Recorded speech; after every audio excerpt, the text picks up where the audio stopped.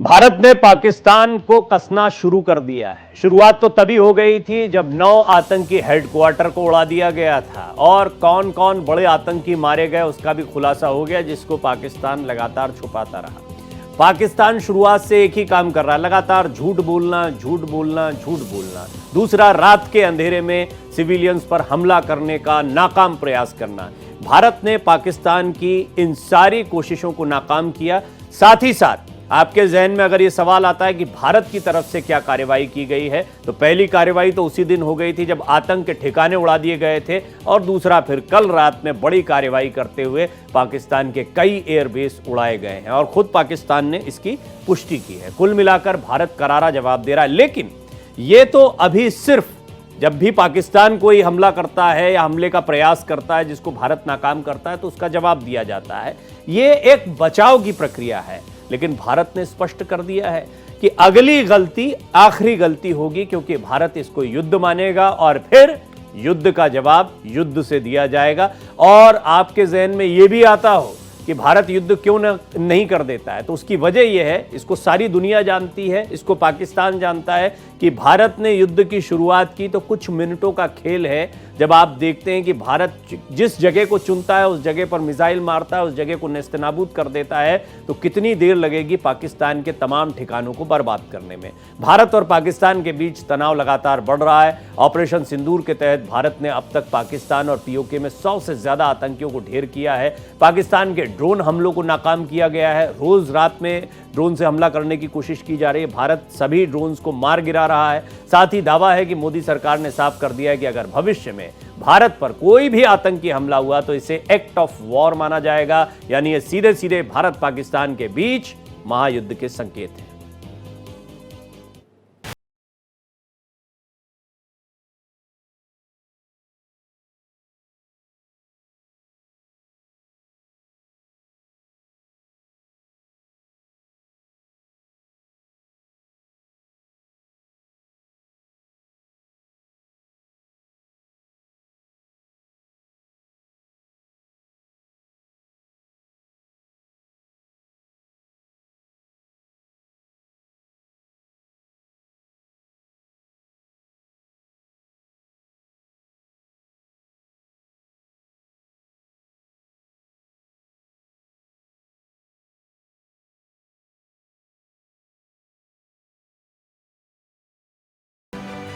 कि पाकिस्तान ने लाहौर से उड़ान भरने वाले नागरिक विमानों की आड़ लेकर अंतर्राष्ट्रीय हवाई मार्गों का दुरुपयोग किया ताकि वे अपनी गतिविधियां छिपा सके। भारतीय सेना ने पहले पाकिस्तानी हमलों को नाकाम किया, इसके बाद जबरदस्त पलटवार कर अपनी ताकत का लोहा मनवाया।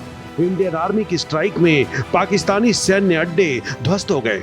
इस्लामाबाद से 10 किलोमीटर दूर नूर खान एयरबेस तबाह हो गया। साथ ही जैश लश्कर के बड़े आतंकी मिट्टी में मिल गए। पाकिस्तान द्वारा सैन्य ठिकानों को जानबूझकर निशाना बनाने के पश्चात भारतीय सशस्त्र बलों ने त्वरित व सुनियोजित जवाबी हमले किए। Technical installations, command and control centres, radar sites और हथियार भंडार को चुनकर निशाना बनाया गया। इंडिया की सीरियल स्ट्राइक से पाकिस्तान कांप रहा है। घबराए बौखलाए शहबाज शरीफ ने तो एनसीए की मीटिंग बुला ली है। एनसीए यानी जो परमाणु हथियारों को कंट्रोल करती है। इसका मतलब है पाकिस्तान घुटनों पर आ गया है। अब आखिरी सहारा न्यूक्लियर ही बचा है। वहीं भारत में प्रधानमंत्री आवास पर हाई लेवल मीटिंग हुई। पीएम मोदी, सीडीएस, तीनों सेना प्रमुख, रक्षा मंत्री ने पाकिस्तान की बर्बादी का ब्लूप्रिंट तैयार कर दिया। Bureau report, Bharat express. लगातार एक्सपर्ट्स के जरिए आपको जानकारियां मिल रही हैं। जहां तक भारत की कार्रवाई का सवाल है, एक बात बहुत स्पष्ट है कि न सिर्फ कड़ी कार्रवाई की जा रही है, बल्कि नकेल ऐसे कसी जा रही है कि आने वाले समय में आतंक का नामो निशान पूरी तरह से खत्म कर दिया जाए। इसके लिए पहली चूड़ी तब कसी गई जबकि आतंकी ठिकानों को नेस्तनाबूद कर दिया गया।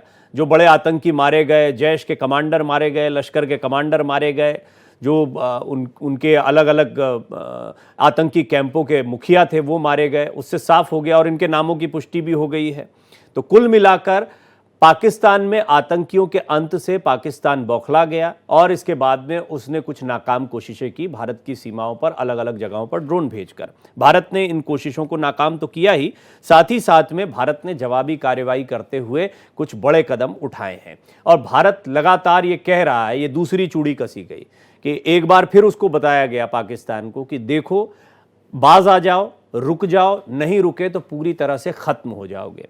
इसको और समझते हैं सूर्य प्रकाश तिवारी जी, जो कि आईजी बीएसएफ रह चुके हैं, वो मेरे साथ रक्षा विशेषज्ञ के तौर पर जुड़ रहे हैं। सर, आपका स्वागत है। तिवारी जी, ये एक बहुत ही ऐसा महत्वपूर्ण जंक्चर आया है जहां पर हम साफ कह सकते हैं कि भारत बार बार कह रहा है कि हम युद्ध नहीं चाहते, उकसावे की कार्रवाई मत करो, और ऐसा लगता है कि बार बार यह बताया जा रहा है कि तुमने एक गलती और की तो उसका कितना भयानक परिणाम हो सकता है कि हम टारगेटेड मिसाइल की जगह तुम्हारे आतंकी हेडक्वार्टर्स को हिट करते हैं और सारी की सारी मिसाइल्स जो हैं वो एकदम उन्हीं लोकेशंस पर जाकर लगती हैं। इसी तरह एयरबेस को, जिस तरह कल रात कई एयरबेस को निशाना बनाया गया, उसमें सफलता भी मिली है। कुल मिलाकर भारत इस बात से परहेज करता रहा है कि युद्ध थोप दिया गया तो कहीं ऐसा ना हो कि एक रात में ही पाकिस्तान का काम हो जाए। Thank you very much, good evening. देखिए, भारत की शुरू से ही नीति रही है कि हम शांति का पक्ष में, शांति के पथ पे आगे बढ़ें, लेकिन अगर किसी ने हमारी शांति को भंग करने की कोशिश की तो उसके लिए शक्ति का प्रयोग करके उसको दंडित किया जाए। आप लगातार देख रहे हैं, जब से पाकिस्तान का क्रिएशन हुआ है, लगातार पाकिस्तान ने भारत के पेशेंस का, धैर्य का टेस्ट लेता रहा है और 3-4 मौकों पे जब भी भारत को उसने मजबूर किया है कि उसके खिलाफ शांति स्थापित करने के लिए कोई एक्शन लिया जाए, भारत ने फुल फ्लेज, फुल माइट के साथ पाकिस्तान के ऊपर अटैक किया है और पीछे के 65, 71, 99 के परिणाम आपके सामने हैं। इस बार का जो आप सिंदूर की बात है, इसमें भारत कतई नहीं चाहता था कि ऐसा कोई कार्य किया जाए जिससे पूरे रीजनल पीस को कोई धक्का लगे, लेकिन लगातार पाकिस्तान की आतताई कार्रवाई, पाकिस्तान की जो बैंकरप्ट नीतियां और उनकी लीडरशिप है, वो लगातार लगे हुए हैं कि किसी भी तरह भारत को इंगेज करके अपनी इंटरनल सिक्योरिटी से, इंटरनल सिचुएशन से अपना ध्यान हटाया जाए। अब भारत के पास कोई ऑप्शन नहीं है, भारत के पास कोई ऑप्शन नहीं है। भारत अब भी रेस्ट्रेंट का परिचय दे रहा है। हम अभी भी उनके बहुत ज्यादा मिलिट्री जो टारगेट है उनको बहुत ज्यादा जोर से उनको नहीं इंगेज कर रहे हैं, अभी भी थोड़ा थोड़ा कर रहे हैं, लेकिन ये तय है कि जिस तरह की आज की घोषणा है, अगर अब किसी भी तरह का मिस एडवेंचर पाकिस्तान ने किया तो भारत को उसका करारा जवाब देना पड़ेगा और देश यही चाहता भी है, क्योंकि धीरे धीरे अति हो गई। हर अति का अंत होना असंभवी है और भारत इस बार करेगा, क्योंकि हमारी जो लीडरशिप है, जिस तरह का इन्होंने जोश दिखाया, जिस तरह के निर्णय लिए जा रहे हैं, से असंभवी है कि पाकिस्तान का अंत नजदीक है। जो शक्तिशाली होता है वो सिर्फ इमोशंस से नहीं चलता है, वो युद्ध नीति से चलता है और भारत ने इस युद्ध नीति का परिचय अभी तक दिया। भारत ने पहले तो इसको युद्ध नहीं कहा, भारत ने ये कहा न्याय मिला। जब हम आतंकियों को खत्म करना चाहते हैं तो आतंकी ठिकानों को नष्ट करने के बाद हम संतुष्ट थे और हमने कहा कि आतंकियों को खत्म कर दिया, एस्केलेट मत करना, अब युद्ध जैसी स्थिति मत बनाना, कोई हरकत मत करना। पाकिस्तान बाज नहीं आया।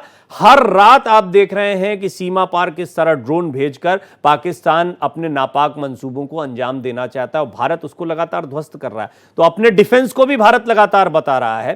पहले अब आतंकियों का अड्डा नष्ट करके अपनी ताकत दिखा दी थी, बाद में कल जवाबी कार्रवाई करते हुए जो एयरबेस निपटाए गए पाकिस्तान के, उससे बहुत साफ हो गया कि भारत अगर चाहे तो एक झटके में कितनी टारगेटेड कार्रवाई कर सकता है। कोई शहर सुरक्षित नहीं, कोई आर्मी का हेडक्वार्टर सुरक्षित नहीं पाकिस्तान का, यदि भारत युद्ध पर उतारू हो जाए तो। अब यह पाकिस्तान को सबक लेना है। पाकिस्तान बार बार झूठ पर झूठ फैला रहा है।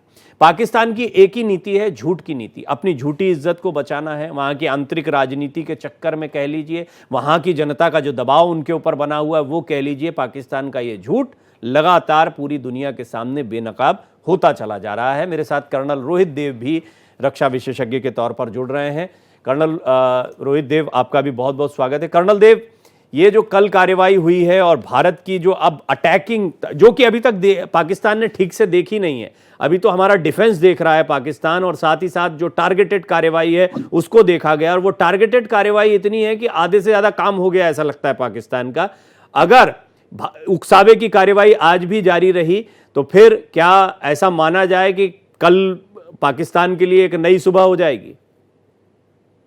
मुझे ये तो नहीं पता कि कल नई सुबह हो, रात काफी लंबी हो जाएगी उनके लिए। मैं ये बताना चाहता हूँ कि दर्शकों की कि आप शुरू में व्याख्या की, एक बहुत ठीक व्याख्या है कि स्टेप 1 उसमें जब उन्होंने हमारे निहत्तों पे वार किया पहलगाम में, वो एक टेररिस्ट अटैक था, क्योंकि पाकिस्तान की सरहद पे उसका पूरा नियंत्रण किया गया, तो एक स्टेट स्पॉन्सर्ड टेररिज्म के रूप में आया। उसका हमारा जवाब बड़ा सटीक था, हमने उनके टेरर कैंप पे हमला किया। एक खाली इसमें व्याख्या एडिशन करना चाहता हूं कि हमने पहली बार पाकिस्तान के एंटीपेशन में उनके क्वार्टर्स को, जैश के और लश्कर के हेडक्वार्टर्स को टारगेट किया, भावलपुर, मुरीद के और सियालकोट। ये हमने इसलिए भी किया क्योंकि पाकिस्तान की जो थोड़ी मोबिलाइजेशन थी उनके फोर्सेस की, उनके जो कमांड कंट्रोल एलिमेंट्स हैं, वो उनके नीति के अनुसार 3-4 दिन के अंदर इन बॉर्डर लोकेशन में पहुंच जाते हैं, जहां पे पाकिस्तान की आर्मी, आईएसआई और ये जो टेररिस्ट हैं, ये तीनों ही हेडक्वार्टर में मौजूद होते हैं। तभी आज समाचार आ रही है कि शंका है कि कुछ पाकिस्तानी सीनियर ऑफिशियल्स मारे गए हैं भावलपुर में खासतौर पे, और मुरीदकी में थोड़े छोटे लेवल के उनके अफसर मारे गए हैं पाकिस्तान आर्मी के। सेकंड, जब एस्केलेशन हुआ तो उन्होंने हमारे जो रिहायशी क्षेत्र हैं, जम्मू, अरनिया, आरएसपुरा का एरिया, वहां पे इन्होंने अपने इनडायरेक्ट फायर आर्टिलरी के और ड्रोन से स्ट्राइक्स की, जिससे कि हमको थोड़ा सिविल कैजुअलिटीज हुई हमारी। उसका भी जवाब हमने उनको सटीक तौर पे उनके जो सर्वेलेंस के और जो गाइडेंस के माध्यम थे, जो ये ड्रोन्स को जहां से ये लॉन्च कर रहे थे, हमने उनको स्ट्राइक करके बताया कि हम आपको ये नहीं करेंगे। तीसरी जो उन्होंने कार्रवाई की वो अब की है, जो कि एक वॉर के पैराडाइम में आता है, तो अपने मुंह से बोल चुके हैं उनके डिफेंस मिनिस्टर कि it's a all out war, तो उनको कोई दो राय नहीं है। तो उन्होंने अटैक किया हमारे एयर बेसिस पे, और आप देखेंगे पूरी लिस्ट जो पाकिस्तान अपने प्रोपेगेंडा में फैला रहा है, ये भी बोल रहा है कि भारत के इतने सारे जो एयरफील्ड्स हैं उनमें कोई ट्रैफिक नहीं है। अगर आप इस देखें, वो सारे हमारे फॉरवर्ड ऑपरेटिंग एयर बेसिस और रियर एयर बेसिस हैं। उस कोई भी ऐसा प्लेस नहीं है जबकि आप बोल सके कि वो भुवनेश्वर का एयरपोर्ट बंद हो गया हो या दिल्ली का हो गया। तो ये एक प्रोपेगेंडा है। तो अब ये तो थर्ड स्टेज हुआ है। अब भारत का समय आया है कि अब हम मिलिट्री तौर पे, कूटनीतिक तौर पे और आर्थिक तौर पे इस इनिशिएटिव को सीज करें अपनी तरफ, और उसके बाद वो उचित कार्रवाई करें जो हमको तत्पर है, हमारे देश के नेशनल सिक्योरिटी के हिसाब से तत्पर है, और जो हमारे देश को करना चाहिए। तो हमने उनके एयर बेसिस, कुछ डम्प्स पे अभी हमला बोला है, उनको फोड़ा है आज सुबह और कल रात को भी थोड़ा सा। और मैं समझता हूं कि कमांड कंट्रोल सेंटर्स, उनके जो ये डेपोज हैं, उनके जो मिलिट्री कम्युनिकेशन सेंटर्स हैं, सब पे कार्रवाई अभी होगी। चल भी रही हो तो उसकी व्याख्या आपको मिल जाएगा प्रेस कॉन्फ्रेंस में, नहीं तो कल सुबह होगी। अभी मैं ये आ गया है, ये मेरी पर्सनल बिल है, मैं ये कह रहा कि हमारी सरकार करेगी। जो अरेबियन सी में हमारी जो बैटल कैरियर ग्रुप है, जो एयरक्राफ्ट कैरियर ग्रुप है, अभी समय आ गया है कि वो थोड़ी फॉरवर्ड पोस्चरिंग में कराची जैसे पोर्ट को इन्वेस्ट करे। मैं आइसोलेट नहीं कर रहा, आइसोलेट तो हो चुके थे। इन्वेस्ट का मतलब है कि कुछ भी उसके ना आएगा ना जाएगा। दूसरा है कि जो उसके फॉरवर्ड में जो मिशंस हैं, जो उन कुछ मिसाइल, कुछ अलग किस्म के हथियार हमारे पास हैं, वो फायर किए जाएं। और पाकिस्तान को भी 2 दिन का टाइम ऐसा दिया जाए, क्योंकि अभी भी उन्होंने आईएमएफ के थ्रू भी एक लोन का अप्रूवल दोबारा ले लिया है। जो उनका 7 ईयर लोन था 1 बिलियन ईच ईयर, एक वो अप्रूव हो गया है, और एक रेजिलियंस और क्लाइमेट के नाम पर उन्होंने 1.3 बिलियन ले लिया। तो मैं समझता हूं कि इकोनॉमिक ब्लॉकेड एक ऐसा टूल है हमारे पास, सक्षम टूल है। एंड पाकिस्तान को यह भी समझना चाहिए कि अमेरिका, और मैं यहां तक कह रहा हूं कि चीन, किसी भी तौर से पाकिस्तान की सहायता करने के लिए सक्षम नहीं है, चीन, और अमेरिका नहीं करेगा। चीन सक्षम क्यों नहीं है? क्योंकि उसका एक ट्रेड चल रहा है अमेरिका के साथ, चाहता कि फिर भारत अपने ट्रेड के लिए, तो वो उसने उत्साह दिखाई है इस टेररिस्ट अटैक से पहले की। तो मैं समझता हूं ये जो देश था और चलेंगे। अमेरिका में दो खाली एक डिवीजन है, एक ट्रम्प कैंप जो पूरा भारत के साथ है, और एक डीप स्टेट और पूरा कैंप है वो भारत के साथ नहीं है, जो पाकिस्तान को बढ़ावा देता था पहले भी, चाहे जो मर्जी उसने की। वही कैंप है जिसने आईएमएफ के ऊपर रोल रखते हुए ये लोन भी करवाया है। तो काफी अंदरूनी बातचीत हमारी होती है अमेरिकन का काउंटर पार्ट जो लोग हैं उनके जियोपॉलिटिक्स में, उनसे। तो अमेरिका काफी हद तक इसमें नहीं है। तो मीडिया को मेरे खाली 2 छोटे सुझाव हैं कि आप वो जो एक डिवीजन क्रिएट की जा रही है कि ट्रंप ने या वैन ने दोनों देशों को फटकारा, किसी को नहीं फटकार, पाकिस्तान को, और पब्लिकली बोल रहा है कि बोथ मस्ट एस्केलेट, कोई भी ऐसा सिविलाइज वर्ल्ड में देश नहीं है कि कोई बोलेगा कि इसको और मारो उसको और मारो, तो सब यही बोलेंगे de-escalate. It's a normal term which is used in geopolitics, उसमें कोई दो राय मेरे को तो नहीं है, ना आपको नहीं चाहिए। दूसरा है, दो समय पर, एक है आपका आइडियोलॉजिकल कंटेंट ऑफ वॉरफेयर, दूसरा है आपका परसेप्शन वॉरफेयर। ये जो दो वॉरफेयर हैं, आइडियोलॉजिकल वॉरफेयर एमिनेट्स, मतलब पाकिस्तान के अंदर तो वो 1971 से चल रहा है, जिसके अधीन उसकी जो सेना है उसका भी जो ट्रेनिंग है, जो साइकोलॉजिकल मेकअप है, वो वैसे किया जाता है। कृपा की एक किताब पढ़ें, किताब का नाम है the Quranic concept of war, brigadier Malik ने लिखी है जिया के टाइम में। जो भी आदमी इंडिया में, चाहे पत्रकार हो चाहे वो सैनिक हो, अगर इसको पढ़ते हैं तो आपको पूरा ये ज्ञात होगा कि किस तरह से पाकिस्तान को इंडोक्ट्रिनेट, खाली उसकी अवाम को मदरसों में नहीं, बट अच्छे हाईटेक इंस्टीट्यूट्स में उनकी फौज को और जनरलशिप को कैसे ट्रेन किया जाता है और उनकी मानसिकता क्या है। उसको डिफीट करने का एक ही तरीका है, 9 जगह बम फोड़ के और उनके कैंप को करके वो नहीं होगा। वो डीप प्रोलॉन्ग ऑपरेशन है, उनके पॉलिटिकल किलिंग करिए, टेररिज्म किलिंग करिए, अननोन मैन आए चाहे पैलेस्टाइन, वो चलता रहेगा।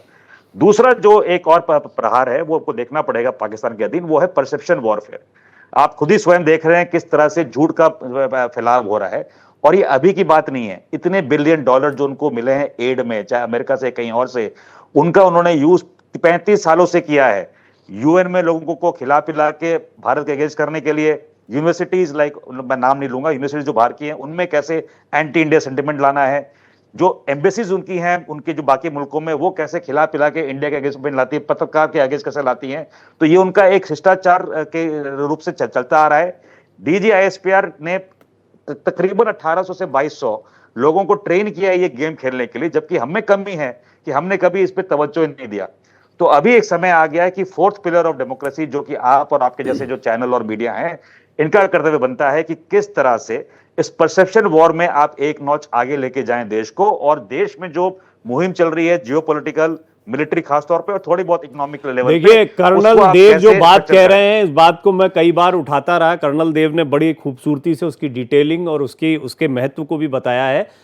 आप मूर्खता मत करिएगा ऐसी कि आप अपनी आंतरिक राजनीति में अभी तक कुछ करते रहो, किसी आईटी सेल का हिस्सा रहे हों, आप देख रहे हो छद्म रूप से कोई बैठा हो सोशल मीडिया पर, वो कोई पोस्ट कर रहा हो, ऐसी पोस्ट जिसको पाकिस्तान शेयर कर रहा हो, दिखा रहा हो अपने आप प्रेस कॉन्फ्रेंसेस में, ऐसे किसी भी व्यक्ति से आपको बचना है। वो देश का दुश्मन है। इस तरह की कोई भी, और हो सकता आदतन ये काम कर रहे हो आप, हो सकता है कि आपका अभी पिछले चुनाव के दौरान, भारत की आंतरिक राजनीति के दौरान जो आपका मोड बना हो, उस मोड से आप बाहर नहीं निकल पा रहे हो, लेकिन आप ये कर रहे हैं ना, तो बहुत बड़ा देशद्रोह कर रहे हैं। और कर्नल देव उसी बात, वो परसेप्शन जो है वो दोनों तरफ से, अब मीडिया जो है वो इतना वास्ट हो गया है कि हम देख रहे हैं कि डिजिटल मीडिया जो है वो बहुत तेजी से कंज्यूम हो रहा है, लोग उस पर बहुत तेजी से रिएक्ट कर रहे हैं। और ये जो आपके अंदर बेचैनी है कई लोगों में, हम क्या कर रहे हैं, हम क्या कर रहे हैं, तो निश्चिंत रहें, भारत की सेना है, उसके शौर्य पराक्रम में कोई संदेह मत रखें। भारत की सरकार है, दुनिया की बड़ी बड़ी ताकतें जो हैं वो भारत के साथ कंपटीशन में खड़ी हुई हैं। कंपटीशन है, दोस्ती भी इसी वजह से है क्योंकि कंपटीशन है, भारत की जरूरत है। तो भारत के लिए कोई बहुत बड़ी बात नहीं है पाकिस्तान को निपटाना, चुटकियों का काम है। लेकिन किसी देश को निपटा देना, खत्म कर देना, वहां के आवाम को खत्म कर देना, यह भारत की पॉलिसी नहीं रही है कभी। भारत ने कभी किसी आम नागरिक पर हमला नहीं किया है। भारत की युद्ध नीति स्पष्ट है, हम रक्षात्मक रहते हैं, और हम बार बार समझा रहे हैं, लेकिन विश्वास रखिए भारत ने आज स्पष्ट कर दिया है कि अभी, और कितना सहन किया, जिसको आप कह रहे थे ना सहन किया है, ये बार बार एस्केलेट करने का प्रयास, बार बार उकसावे की, और सिर्फ उकसावा नहीं है, आम लोगों के ऊपर 2 बच्चे मारे गए, क्रिश्चियन स्कूलों पर हमला किया जा रहा है, गुरुद्वारों पर हमला किया जा रहा है, जब ड्रोन से चिन्हित करके भारत में कौमी एकता को, सांप्रदायिक सौहार्द को बिगाड़ने का प्रयास किया जा रहा है। ये सारी चीजें स्पष्ट करती है कि पाकिस्तान कितने घटिया पने पे उतरा हुआ। एक्चुअली ये युद्ध नहीं, युद्ध करने की उसकी औकात हैसियत भी नहीं है, तो वो आतंकवादी टैक्टिक्स जो अभी तक चलाता रहा है, बस उसी को अब और ज्यादा खुलकर और ज्यादा सामने आकर कर रहा है। और सूर्य प्रकाश तिवारी जी भी मेरे साथ मौजूद हैं। आपने कर्नल देव को सुना है सर, तो मुझे थोड़ा सा ये बताएं कि भारत की कार्रवाई को लेकर एक बात हम जानते हैं कि भारतीय सैन्य शक्ति बहुत ज़्यादा प्रभावशाली है। उसने अपने डिफेंस में जो कुछ किया उससे ये जता दिया है, और जो दो टारगेटेड हमले किए, पहला तब जब आतंकी हेडक्वार्टर्स खत्म किए गए और फिर अभी एयरबेस पर, यानी हम कितना चिन्हित करके किन किन क्षेत्रों पर जा सकते हैं, हमारी मार है, इसके बारे में हम चेतावनी दे रहे हैं, और जहां से हमको खतरा आ रहा है सिर्फ उन जगहों को टारगेट कर रहे हैं कि देखो यहां से एक्शन हुआ, भारत के खिलाफ हुआ, इसको हम खत्म करेंगे। इतना संयम बरतते हुए कार्यवाही हो रही है। और अगर भारत की ये युद्ध नीति सामने आती है और भारत ये मानता है आज भी ड्रोन आपको आकाश में देखने को मिलते हैं या कोई आतंकी कार्यवाही करता है, तो फिर युद्ध का मतलब ये होगा कि पाकिस्तान के खिलाफ बड़ी कार्यवाही। Thank you very much. जैसा कर्नल देव ने बोला, मैं पूरी तरह सहमत हूँ। कई फ्रंट पे वार लड़ने की हमको जरूरत है और हम लड़ भी रहे हैं। अभी तक भारत की जो संयमित रिएक्शन की विधा है, इसमें अभी तत्काल परिवर्तन करने की जरूरत दिख रही है। भगवान कृष्ण ने भी 99 बार माफ किया था, लेकिन 100वीं बार गलती उन्होंने गर्दन काट दिया था। तो अब समय आ गया है कि हमको सुदर्शन चक्र उठाना पड़ेगा और पाकिस्तान को सही समय है कि उनको हमको दंडित करना पड़ेगा। और दंड, ऐसा उद्दंड को जो दंड दिया जाता है वो बहुत छोटा नहीं होना चाहिए, वो एग्जाम्पलरी होना चाहिए, क्योंकि वो पूरा राष्ट्र ही चाहता है कि we have to settle it for all. ये 1947 से जो लगातार हमारी गेम चल रहे हैं, मिकी माउस गेम, इसको अंत करने का समय अब आ गया है। और मैं समझता हूं जो आज का नेतृत्व है, जो भारतीय सेना की शक्ति है, जिस तरह की योजना है, जिस तरह की हमारे चारों तरफ की लीडरशिप है, तैयारी है, उसको देखते हुए यही समय है, सही समय है, इसका हमको पालन करना चाहिए। और हमारा प्रहार जो है, अभी तक जो रिएक्शनरी है, अभी हमको प्रोएक्टिव मोड में आना चाहिए कि अभी जिस तरह के वो हमारे ऊपर मिसाइल दागने की कोशिश कर रहे हैं या फायर करने की कोशिश कर रहे हैं, उनके रिसोर्सेज को, उनके एसेट्स को समूल नाश करने की जरूरत है, इसके पहले कि वो हमारे ऊपर उसको फायर कर दें। जो हम बात कर रहे हैं कि दुश्मन के घर में घुस के मारना है, ये समय है कि हम अब प्रोएक्टिव होके जहां जहां उनके बेसेज हैं, जिस तरह हम उनके एयर डिफेंस बेसेज को प्रियम्प्ट करके नष्ट कर रहे हैं, उसी तरह उनके मिसाइल बेसेज हैं, उनके जहां भी आर्मामेंट है, जहां भी ऑर्डिनेंस डिपो है, एयर स्ट्रिप पे आप देख ही रहे हैं भारत कर रहा है, इसको और विगरसली और जोर से पूरे शक्ति के साथ प्रहार करने की जरूरत है। और मेरा मानना है कि यही रात अंतिम, यही रात बाकी अभी आज की रात जो है, कुछ ना कुछ भारत सरकार करेगा और करना चाहिए भी। ये देश की इच्छा है और ये समय की रिक्वायरमेंट है। और रही बात जो पाकिस्तान की, पाकिस्तान जब नहीं कुछ कर पाता तो वो सीमा पे फायरिंग करके हमारे सिविलियन की कैजुअलिटी करा। क्योंकि मेरा बीएसएफ का बैकग्राउंड है, मैं जानता हूं कि वो लगातार हमारी सिविलियन कैजुअलिटी करते रहेंगे। लेकिन इसमें देश को आश्वस्त रहने की जरूरत है कि सीमा सुरक्षा बल कोई क्रॉस बॉर्डर फायरिंग आज नहीं झेल रही है। सीमा सुरक्षा बल से पूर्णतया दक्ष है। 2016, 2017, 2018 में आपको याद होगा कि लगातार पाकिस्तान की तरफ से फायरिंग होती थी। हाँ, उसमें बीएसएफ जवाब तो देती है। हमारी जो छोटी सी इशू आते हैं कि सिविलियन को इवैक्यूएट करना, तो कोई भी आदमी अपना घर छोड़ना नहीं चाहता, चाहे उसको कोई भी नुकसान हो। ये समय है कि हमको सिविलियन पॉपुलेशन को इवैक्यूएट करके उनको सेफ जोन में किया जाए, या उनके लिए जो बंकर्स या शेल्टर बनाए गए उनको फोर्स किया जाए, उनको ड्रिल सिखलाई जाए कि उसमें करें। अगर हम तत्काल उसको कर लें, जो हमारे लिए थोड़ा सा नेगेटिव में जा रहा है कि हमारी सिविलियन कैजुअलिटी हो रही है, हमारे लिए बीएसएफ डीजी और बाकी लोग उस पर ध्यान दे रहे हैं, उसको ध्यान करके वहां कैजुअलिटी मिनिमाइज कर जाए, वहां का जो डर मिनिमाइज किया जाए।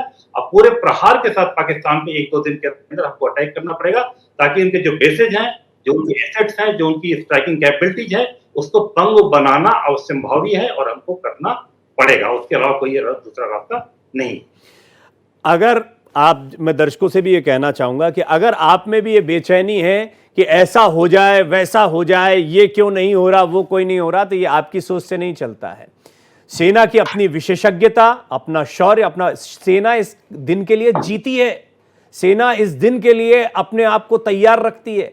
ये सेना का समय है और हमारी सेना पर कभी संदेह को दुनिया में कोई नहीं कर सकता। पाकिस्तान की तो हैसियत नहीं है।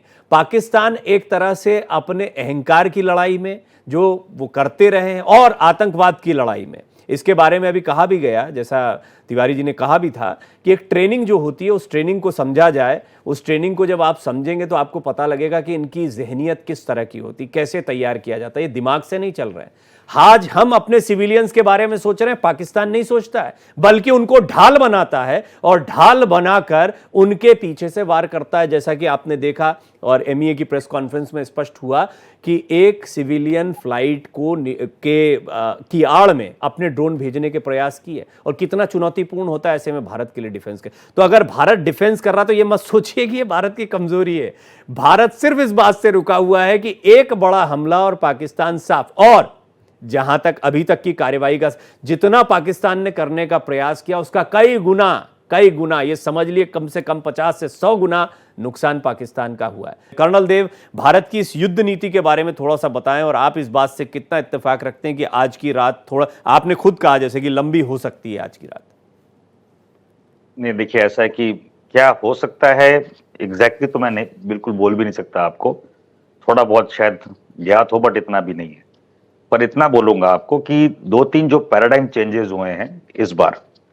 पहले आप देखते थे 2 दशक पहले कि किस तरह से विथ इम्प्यूनिटी पाकिस्तान की आर्टिलरी और इनडायरेक्ट फायर हमारे जो सिविलियन टारगेट्स हैं उसके ऊपर थोपे जाते थे, और हम एक्चुअली कुछ करते नहीं थे।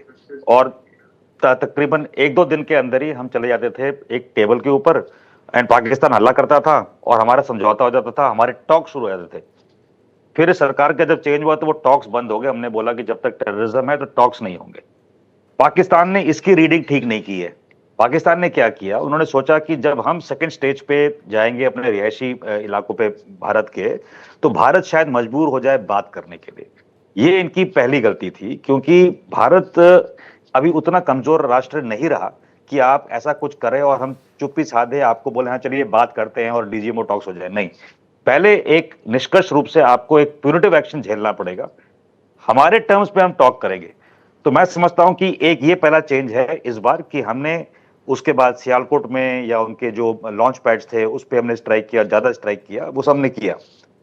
दूसरा एक पैराडाइम शिफ्ट ये है इस बार कि शायद इन्होंने ये सोचा कि, एंड ये मैं तो नीति के तौर पे पाकिस्तान के पक्ष में पता क्या है, उनके पक्ष में है कि किसी तरह छोटा सा एक स्कर्मिश शुरू हो जाए, चाहे वो लैंड स्कर्मिश हो चाहे वो एयर स्कर्मिश हो, और स्कर्मिश को अंजाम देते ही सारे चैनल्स खुल जाते हैं ग्लोबली। भारत नहीं चाहता पाकिस्तान से लड़ना, बट भारत के हित में नहीं है कि पाकिस्तान की जो when you see no fighting in a pig sty, we don't want to go in that direction कि हम उधर जाके उलझ जाएं पाकिस्तान के साथ। और जो हमारे जो एम्स एंड मिशन है कि हमने एक सुपर इकोनॉमी बनना है, इकोनॉमिक ग्रोथ करनी है, मैन्युफैक्चरिंग लानी है, एफडीआई लानी है, बाकी देशों को आकर्षित करना है China+1 में, हमारे वो कुछ बड़े एम है। अपना खुद का infrastructure, health, education, renewable energy कैसे बढ़ाना है, वो हमारे एम है। ये जो पाकिस्तान का प्रॉब्लम है कि वो सोचता है स्कर्मिश हो जाए, नहीं होगा। तो भारत के हित में है कि अगर इसको ठीक भी करना है तो काफी स्टेप्स हैं, एक दिन में आतंकवाद खत्म नहीं होता। आइडियोलॉजिकल इशू है, आपको देश को इतना मतलब ऑन द नीज लाना पड़ेगा उसको करवाने के लिए। वो क्षमता हम 4 दिन में क्यों करें? कभी कभी देशवासी बोलते हैं कि पीओके पे कब्जा कर लीजिए। अरे पीओपी की कब्जा करने के लिए आप समझते हैं कि कितनी इकोनॉमी को ड्रेन पड़ेगा उसके ऊपर? तो तरीके हैं पीओपी को हल्के हल्के धीरे धीरे निबल करने का। तो nibbling actions on LC, nibbling action along POK line into POK can happen. That will take smaller punishment on our side in terms of our economic outflows. तो भारत को ये देख के चलना है। तो लॉन्ग टर्म हमको सूट करता है कि हम किस तरीके से तैयार है। तो इसलिए 2 निर्णायक चीजों को दोहराया गया है। मैं नहीं कह रहा कि पहली बार बोले गए हैं। पारीकर जी के टाइम में आपने सुना था, no first use is not a condition any more to hold us back. तो यह आज भी रिट्रीट कर दिया गया है। दूसरा है कि आज के बाद जो भी प्रॉक्सी वॉर या आतंकवादी हमले भारत पे हुए पाकिस्तान की तरफ से, उसको एक्ट ऑफ वॉर माना जाएगा। ये लेबलिंग इसलिए की जा रही है कि अगली बार जब ऐसा कार्रवाई हो तो हम आपके सिर्फ पीओके पे नहीं बट हम प्यूनिटिव एक्शन पे काम करेंगे। तो अगर मान लीजिए इस बार 10 एयरफील्ड फोड़ दिए और आपकी इकोनॉमी को हमने गिरा दिया है बाय $3 बिलियन नीचे, तो अगली बार हम वो कार्रवाई पहली बार में कर देंगे। तो we are not waiting for an escalation ladder to go step by step from terrorist attack to targeting of civilians, targeting military bases. No, you do a terrorist attack और हम उसके ऊपर जो भी कार्रवाई पुनिटिव है उस टाइम कर देंगे। तो मेरे ख्याल से ये एक अच्छी प्रक्रिया सामने आ रही है कि हम उसको स्टेट कर रहे हैं। क्योंकि जब तक आप स्टेट नहीं करेंगे अपने नेशन का विल, तब तक यही रहेगा कि पार्टनर कौन है और प्रीचर कौन है, जैसे कि हमारे जयशंकर जी ने बताया। तो हमने क्या करना है अभी एक जियोपॉलिटिकल रूप में ये साबित करना है कि हमारे पार्टनर्स कौन है। पार्टनर्स अनेक हैं, प्रीचर्स भी बहुत रहे हैं पहले, पर वो प्रीचर कम हो रहे हैं या फिर वो भी चुप हो रहे हैं धीरे धीरे। तो मैं समझता हूं कि ये हमारी एक जो नीति है ये जानी चाहिए। जहां तक आपका सवाल है रात को और सुबह क्या हो सकता है, तो मोटा मोटा संक्षेप में बोल सकता हूँ, ये पॉसिबिलिटीज है। मैं नहीं कह रहा कि आज हो रहा है कि नहीं हो रहा, पॉसिबिलिटीज हैं कि अगर हमने इनको इकोनॉमिक तौर पर आइसोलेट करना है तो आपको अरेबियन सी में हरकत दिखेगी। अगर पॉसिबिलिटी है, हालांकि देखिए जो इस सब के बलोच- बीच में एक खबर ये भी आ रही है, बड़ी खबर है इस वक्त की। हाँ, जी। ये अमेरिकी राष्ट्रपति डोनाल्ड ट्रंप का दावा है, और डोनाल्ड ट्रंप का दावा है तो इसको थोड़ा गंभीरता से ले सकते हैं। भारत पाकिस्तान के बीच सीज फायर हो गया है, ये डोनाल्ड ट्रंप ने कहा है। अच्छा, भारत ने तो कभी कहा ही नहीं कि हम युद्ध कर रहे हैं। पहली बात तो ये बात सही है कि भारत जो है अपना बचाव करता रहा, और भारत ने पहले ही पहला एस्केलेशन था, भारत ने स्पष्ट भी किया, वो था पहलगाम में मासूमों को मारना। उस पर एक कड़ी कार्रवाई करनी थी, भारत ने वो कार्रवाई कर दी। उसके बाद कहा कि अब बात खत्म हुई, न्याय मिला। लेकिन इसके बाद में भारत में ड्रोन भेजकर कई जगहों को, सैन्य अड्डों को निशाना बनाने का प्रयास पाकिस्तान की तरफ से किया, तो भारत ने फिर फिर भी डिफेंस दिखाया। लेकिन जब पाकिस्तान नहीं माना, 2 रातें हमने देखी, लगातार ड्रोन्स आ रहे हैं, हम उनको मार गिरा रहे हैं, तो भारत ने जवाबी कार्रवाई करते हुए आज कुछ एयरबेस उड़ा दिए। बस इसके बाद भारत ने कहा कि अब बस बहुत हो गया, एक एक्ट आप और करेंगे और इसको हम युद्ध मानेंगे। लेकिन इस सब के बीच में अमेरिकी राष्ट्रपति डोनाल्ड ट्रंप की एक नई बात आई है, अच्छी बात है। जो अभी कर्नल देव ने कहा, यह बड़ा महत्व का विषय है। इसको आप इस तरह से समझ सकते हैं एक उदाहरण से कि 2 भाइयों की कहानी है। एक भाई बिगड़ गया, आगे नहीं बढ़ पा रहा है, पढ़ाई लिखाई नहीं कर पाया है, बुरी तरह से नशे में धुत हो गया है। अब वो जो दूसरा भाई है, जो बढ़ गया, आगे कुछ कर गया जीवन में, उसको किसी तरह से खींचकर अपने लेवल पर लाने का प्रयास करता है, क्योंकि उसके पास तो खोने को कुछ है नहीं। तो वो इसी जलन में या इसी परेशानी में कि किसी तरह वो इसकी इकोनॉमिक ग्रोथ को, इसकी तरक्की को रोक दे या हर तरह की तरक्की में बाधा बने, वो पाकिस्तान का प्रयास रहता है। तो कर्नल देव यही कहना चाहते थे कि पाकिस्तान जो ये मड फाइट की बात करता है, उसके साथ में कीचड़ में उतरकर कीचड़ वाली लड़ाई करेंगे तो हमारे जो वृहद लक्ष्य हैं, बड़े लक्ष्य हैं, वो बिखर जाते हैं। तो ये जो आप लोग बहुत जोश दिखाते हैं सोशल मीडिया पर, ये ठीक है, आपका गुस्सा जायज है, और भारतीय सेनाएं इसका माकूल जवाब भी दे रही हैं। और विश्वास करिए, टूटे और बर्बाद देश को बर्बाद करने के लिए आपको अपना खर्चा करने की जरूरत नहीं है। पाकिस्तान यूं ही टूटा पड़ा है। बलूचिस्तान और तालिबान का आपने देखा कल किस तरह से तालिबान ने भी स्पष्ट कर दिया है, वो भी अपना स्टैंड दिखा रहे हैं। पाकिस्तान तो घिरा हुआ है अंदर से, वो तो चाह रहा है किसी तरह से भारत को इसमें उलझा ले, अंतर्राष्ट्रीय जगत को इसमें उलझा ले, वो ये सारी कोशिशें कर रहा है। और भारत की युद्ध नीति स्पष्ट है। मैंने पहले भी कहा, इस कार्यक्रम में लगातार कह रहा हूं, हमारे कुछ लक्ष्य निर्धारित किए। पाकिस्तान के साथ भी ये जो तनाव, टेंशन बना, इसमें हमने अपने कुछ लक्ष्य निर्धारित किए हैं। उन लक्ष्यों की पूर्ति हमारा मकसद है, और उन लक्ष्यों की पूर्ति 1000% होगी, इस बात का विश्वास रखिए। हालांकि भारत ने तो पहले ही जो आतंकी ठिकाने उड़ाए थे, उसके बाद कह दिया था न्याय मिला, मतलब ठीक है, अब बात खत्म हुई। भारत में प्रसन्नता भी थी, लेकिन एस्केलेशन का प्रयास लगातार उस दिन से पाकिस्तान कर रहा है, जिसको भारत कह रहा है मत करो, मत करो, मत करो। आज अंतिम चेतावनी दे दी है कि अब किया तो समझ लो अब ये आपने युद्ध छेड़ दिया है। इस सब के बीच में सीज फायर की बात डोनाल्ड ट्रंप कह रहे हैं, तो आप समझ सकते हैं कि पाकिस्तान जिस पर भरोसा नहीं किया जा सकता है। और सूर्य प्रकाश तिवारी जी का तो ये अनुभव, निजी अनुभव रहा होगा कि पाकिस्तान को लेकर आप युद्ध का समय हो, टेंशन का समय हो या ना हो, आप कभी भरोसा नहीं कर सकते। आपको मुस्तैदी तो सीमाओं पर हमेशा वही रखनी पड़ेगी जो इस समय पर रख रखी है, क्योंकि वो ये हरकत कभी भी कर सकता है। ऐसा नहीं कि आज के समय पर कर रहा है, लेकिन एक दौर होता है, उनके यहाँ भी सेंटिमेंट्स हाई होंगे, तो उस चक्कर में किए जा रहे हैं, और कुछ तो अपने एजेंडे के तहत किए जा रहे हैं। तो कुल मिलाकर अभी आप डोनाल्ड ट्रंप के इस बयान को कैसे देखते हैं? आपने कर्नल देव को भी सुना है, उस पर आपकी राय में जानना चाहूंगा कि किसी तरह की मड फाइट में भारत नहीं उतरना चाहता। देखिए, मड फाइट तो किसी भी लेवल पे, इतना बड़ा देश है, इतना शक्तिशाली देश है, पाकिस्तान के साथ उस लेवल पे नहीं जा सकता। लेकिन पाकिस्तान, ये हमको मानना पड़ेगा कि एक नासूर बन गया है, और जब तक आप उस नासूर को बॉडी से काट के निकालेंगे नहीं, आपकी बॉडी के सभी ऑर्गन्स जो है ठीक से काम नहीं करेंगे। हम एक अच्छी इकानमी, एक वर्ल्ड की 3rd इकानमी तभी बन सकते हैं जब हमारे सीमाओं पे शांति हो, आंतरिक सुरक्षा हमारी ठीक हो। हर आदमी, कोई भी इन्वेस्टमेंट फॉरेन का आएगा तभी आएगा जब हमको यहाँ पे सुरक्षा दिखेगी, एक शांति का माहौल दिखेगा। इस चीज को एस्टेब्लिश करने के लिए थोड़ा सा हमको यह प्रयास, ये समय आ गया है कि प्रयास करके देखिए, थोड़े मिलिटेंट मारे, 80, 90, 100, 200 मारने का कोई बहुत बड़ा फर्क नहीं पड़ता पाकिस्तान जी। थोड़ा ये डोनाल्ड ट्रंप वाली जो खबर आई है ना तिवारी जी, इसको थोड़ा और समझ लेते हैं। मेरी सहयोगी मिताली मेरे साथ मौजूद है, वो थोड़ा इस पर जानकारी देंगी। जी मिताली, हम देख पा रहे हैं ये ट्वीट डोनाल्ड ट्रंप का आया है क्या है इसके पीछे की खबर? देखिए, मैं आपको बताना चाहूंगी प्रवीण जी, अमेरिका राष्ट्रपति डोनाल्ड ट्रंप ने शुक्रवार को घोषणा की है कि भारत और पाकिस्तान ने एक पूर्ण और तत्कालीन सीज फायर पर सहमति बना ली है। ट्रंप का ये कहना है कि ये सहमति जो है संयुक्त राज्य अमेरिका के मध्यस्थता में हुई लंबी बातचीत के बाद बनी है। उन्होंने अपने आधिकारिक बयान में ये कहा है, ट्वीट भी किया है, रॉयटर्स को भी उन्होंने ये जो है सूचना दी है और भारत और पाकिस्तान के कॉमन सेंस और शानदार बुद्धिमत्ता का परिचय देते हुए युद्ध विराम पर सहमति जताई है। उन्होंने ये भी कहा है कि दोनों देशों को जो शांति के क्षेत्र में जो है कदम बढ़ाना चाहिए। तो ये तमाम चीजें हैं और ट्वीट भी उन्होंने किया है, तो ये अपने आप में एक बहुत बड़ी बात है। जी हाँ, ये हम ट्वीट दिखा भी रहे हैं जिस पर मिताली जानकारी दे रही हैं। हालांकि इसके ऊपर अभी एमईए की जो प्रेस कॉन्फ्रेंस होने वाली है, अब ये देखने वाली बात होगी कि किस तरह की आंतरिक बातचीत हुई है। बात यहाँ पर आ जाती है कि जिस तरीके से पाकिस्तान बार बार अपनी हरकतें कर रहा था, तो आज भारत की तरफ से फुल एंड फाइनल वार्निंग दी गई थी कि अगर पाकिस्तान की तरफ से अब दोबारा कोई भी हरकत होती है तो भारत को जो है बिल्कुल वॉर डिक्लेयर कर देगा। तो ये तमाम चीजें चल रही है। उसके बीच में जो है मध्यस्थता की बात आती है, डोनाल्ड ट्रंप का ये ट्वीट आता है और अब जो है 5:30 बजे की प्रेस कॉन्फ्रेंस होनी थी, अब जो है उसका टाइम शिफ्ट करके 6 बजे कर दिया गया था। और सबसे बड़ी बात यह है कि आज सुबह भी हुई है और ये second press conference same day में हो रही है।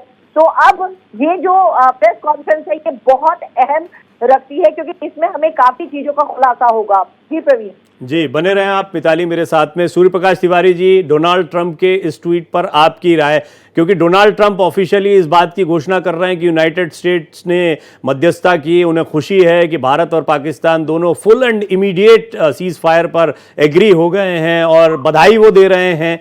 तो क्या माना जाए कि ये अभी किस तरह की स्थिति बनेगी?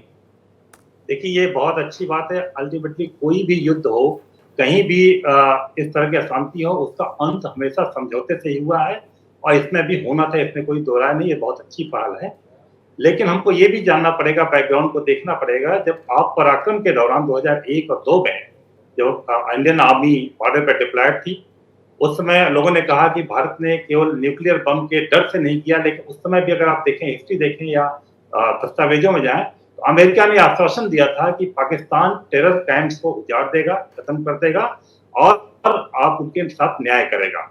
लेकिन पाकिस्तान का डीएनए को देखते हुए, पाकिस्तान के डीएनए को देखते हुए, उनकी टीचिंग, उनके जिस तरह के मदरसे या जिस तरह का उनका इंफ्रास्ट्रक्चर क्रिएट हो रखा है, मुझे लगता है, मेरी व्यक्तिगत राय है कि अभी इस सीज फायर को लेना बहुत अच्छी बात है कि जन का नुकसान बचेगा। लेकिन हमारी जो नीतियां हैं, जिस तरह से देश आगे बढ़ रहा है, हमको समूल नष्ट जब तक आतंकवाद का हम न कर लें, हर फ्रंट में मानसिक आतंकवाद जो फैला हुआ है उसको भी हमको खत्म करना पड़ेगा। जब तक उनके दिमाग से हेट्रेड इंडिया के प्रति नहीं निकलती, उनके बेसिक चीजें नहीं जाती, तब तक इस टेम्परेरी सीज फायर का बहुत दूरगामी मैं एटलीस्ट प्रभाव नहीं देख पा रहा हूँ। बहुत अच्छी बात है कि मीडिएशन हुआ और पाकिस्तान की सख्त रिक्वायरमेंट भी है, क्योंकि जिस तरह भारत सरकार ने उनको वार्निंग दिया है कि आज उनको अगर किसी भी तरह की हरकत होती तो युद्ध माना जाएगा, युद्ध की तरह कार्रवाई की जाएगी। उनका डरना स्वाभाविक था, उनका जगह जगह जाना बहुत स्वाभाविक था और अगर गए हैं तो ये भारत की शक्ति का प्रदर्शन ही है, मेरा ऐसा मानना है। जी हाँ, वो भारत तो इस बात को जानता था, एक रात की कार्रवाई में सब साफ होता। हालांकि कर्नल देव, जो आप बात कह रहे थे वो डोनाल्ड ट्रंप के इस ट्वीट से और स्पष्ट हो रही है। आपकी एनालिसिस बिल्कुल ठीक थी। आपने हालांकि शुरुआत में ही कहा था कि ये किसी भी विकासशील और विकसित देश बनने की तरफ बढ़ने वाले राष्ट्र के लिए अच्छी बात नहीं कि हम अपने फोकस को शिफ्ट करें, लेकिन आतंकवाद भी खत्म हो, हमारे मकसद भी पूरे हों और साथ ही साथ में ग्रोथ भी चलती रहे। आपको लगता है कि अब उसके लिए और जो अन्य तरीके हैं वो कर्नल देव उस पर विचार किया जाएगा? जी बिल्कुल। तो मैं आपको बताऊं, इसकी जो मुहिम चली है पिछले 2-2.5 दिन में, वो मुहिम ये रही है कि पहले आपको पता था कि उनके वाइस प्रेसिडेंट ने बात की हमारे एक्सटर्नल अफेयर्स मिनिस्टर से और पाकिस्तान के चीफ कर्नल देव को लाए स्क्रीन पर। जी जी। तो जब प्राइम मिनिस्टर से उन्होंने बात की तो उनको बिना दो टूक हुए ये बताया गया प्राइम मिनिस्टर को, क्योंकि हम पहले ही अपना राय स्पष्ट कर चुके थे at the international level publicly कि we want partners not preachers. And ये एक बहुत ही क्रिटिकल एरा है इंडो यूएस रिलेशन का। डोनाल्ड ट्रंप जब आए थे तो हमारी जो मुलाकातें हैं अच्छी तरह पॉजिटिव बढ़ रही थी, डिफेंस डील की बात हो रही थी।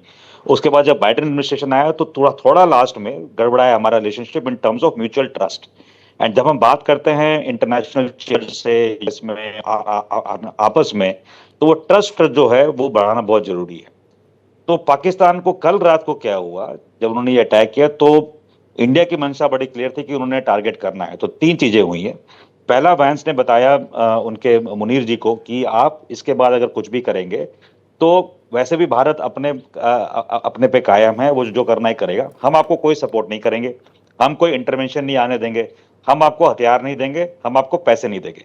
तो मेरे ख्याल से वो जो मैसेजिंग कल रात को हुई है उससे उनको स्पष्टता आई कि आप जो मर्जी कर लो, you can be isolated geopolitically, economically and including defense preparedness wise। तो एक पहला झटका उनको सुबह वो लगा। भारत को खाली इतना बोला गया कि आप थोड़ा अगर कंस्ट्रेन करेंगे तो, बट भारत ने उनको शायद ये बोला कि जो ये कार्रवाई हुई हमारे एयर बेसिस के अगेंस्ट स्ट्राइक किया पाकिस्तान ने, वो एक लेजिटिमेट कॉज ऑफ वॉर है जिसपे हम तो अपना एक्शन लेंगे। तो भारत ने जल्दी 3-4 घंटे के अंदर जितने भी उनको बर्बाद करने थे, जहां से ये एमिनेट हुए drones, airfield, air bases, and 8 या 9 उनके डम्प्स हैं, स्टोरेज डम्प्स हैं, जहां पे हमने घात किया कल रात को। तो अगर आप देखें इकोनॉमिक तौर पर हम पाकिस्तान को काफी बिलियन डॉलर वैसे ही नीचे कर चुके हैं सिर्फ 2 रात में। तो वो मेरे को व्याख्या करने की जरूरत नहीं है, ना हमारे देश को बोलने की जरूरत है। पाकिस्तान जब जो डिनाइल में रहता है, जो कभी अपने मरे हुए सैनिकों को भी नहीं उठाता, जैसे आपने कारगिल में देखा, वो जो मर्जी एजेंडा करे। बट अभी एक चीज क्लियर है, दूसरी हमने जो कार्रवाई लिखवाई है during our talks with the US, वो ये है कि इसके बाद, पहले भी आपने बोला था कि पाकिस्तान कुछ नहीं करेगा, हम मानते हैं कि वो सरकार आपकी नहीं थी, वो डीप स्टेट इन्फ्लुएंस थी, वो वेपन्स बेचने के चक्कर में थी। बट अब आप बोल रहे हैं, आपके 4.5 साल बचे हैं अभी, इसके बीच में अगर कोई कार्रवाई हुई आतंकी तो हम अपने आप ही एक्शन लेंगे। तो वो जो स्टेटमेंट है which is before the US president's transmission to the world is something which India has taken on its own violation to announce. तो मैं समझता हूं कि प्रेशर यूएस पे भी है इसके बाद कि वो पाकिस्तान का कोई आर्थिक या डिफेंस हार्डवेयर के रूप में कोई भी उनको सहयोग ना दे। ये हमारी एक बहुत बड़ी जीत है, क्योंकि आज जियोपॉलिटिकल स्फीयर में एक हम ही देश थे जिनका 2+2 एग्रीमेंट अमेरिका से भी है, रूस से भी है, और सारे हमारे दोस्त हैं। और चाइना इतने दिनों बाद अब दोस्ती का हाथ भी बढ़ा रहा था इकोनॉमिकली। तो आप समझ सकते हैं कि किस तरह की आइसोलेशन पे पाकिस्तान माना है, क्योंकि पाकिस्तान को ये जो हमने जो उस पर घात किया, उसके बाद कोई राय नहीं था कि वो जंग में उतरे, यहां तक बोल दिया ऑल आउट वॉर। तो वैसे एक क्या बोल सकते हैं, मैं क्या वर्ड यूज करूं, बड़ा गड़बड़ ना लगे आपको, इस टाइप के, I don't want to call them a dog under a leash, but that is what exactly Pakistan is today. So आज उसकी क्रिया ऐसी है कि it's been put under leash, which animal you can decide. And उसके बाद ये कुछ करेंगे, अगर भौंकेंगे भी, तो उसका भी जवाब दिया जाएगा। ये भारत की कूटनीति ने सुनियोजित किया है इस व्याख्या में जब हमारी बात हुई है। बाकी ठीक है, डोनाल्ड ट्रंप ने बोला कि हमने मीडिएट किया, वो डोनाल्ड ट्रंप के भी हित में है, क्योंकि जितनी आर्थिक व्यवस्था भारत के साथ जो लार्जेस्ट ग्रोइंग मार्केट और इकोनॉमी है, जो अमेरिका ने करना है अगले 4 साल में, उसका डायरेक्ट इंप्लीकेशन है on the positive growth of the US economy, जो कि अभी काफी लेंडिंग के तौर पे नीचे है in terms of its own rate of investment, its own loans which it owes to the world. So it only needs market to grow, and this is the biggest market on earth, which is called Bharat today. So I think it's in American interest, and it's been a very, very craftily put geopolitics which India and US have orchestrated quite amicably to show the right place to Pakistan. And I'm quite sure, at least for some time, it will sit in a corner like a very polite dog and not bark anymore. अभी भारत ने जो कार्रवाई की थी उसमें जिस तरह से पाकिस्तान में आतंकी ठिकानों को ध्वस्त किया गया, फिर बाद में दूसरी कार्रवाई में कई एयर बेसिस पर जो हमला हुआ, उससे ये साफ है कि पाकिस्तान को गहरे आघात लगे हैं। दूसरा, एक जोर आजमाइश जिसमें ये पता लग जाए कि भारत का डिफेंस क्या है, और वो तो अभी ढंग से हमने दिखाया ही नहीं कि हमारी अटैकिंग पावर क्या है या हमारा डिफेंस जो है वो और कितना मजबूत हो सकता है, क्योंकि पाकिस्तान के पास में वो ताकत नहीं है।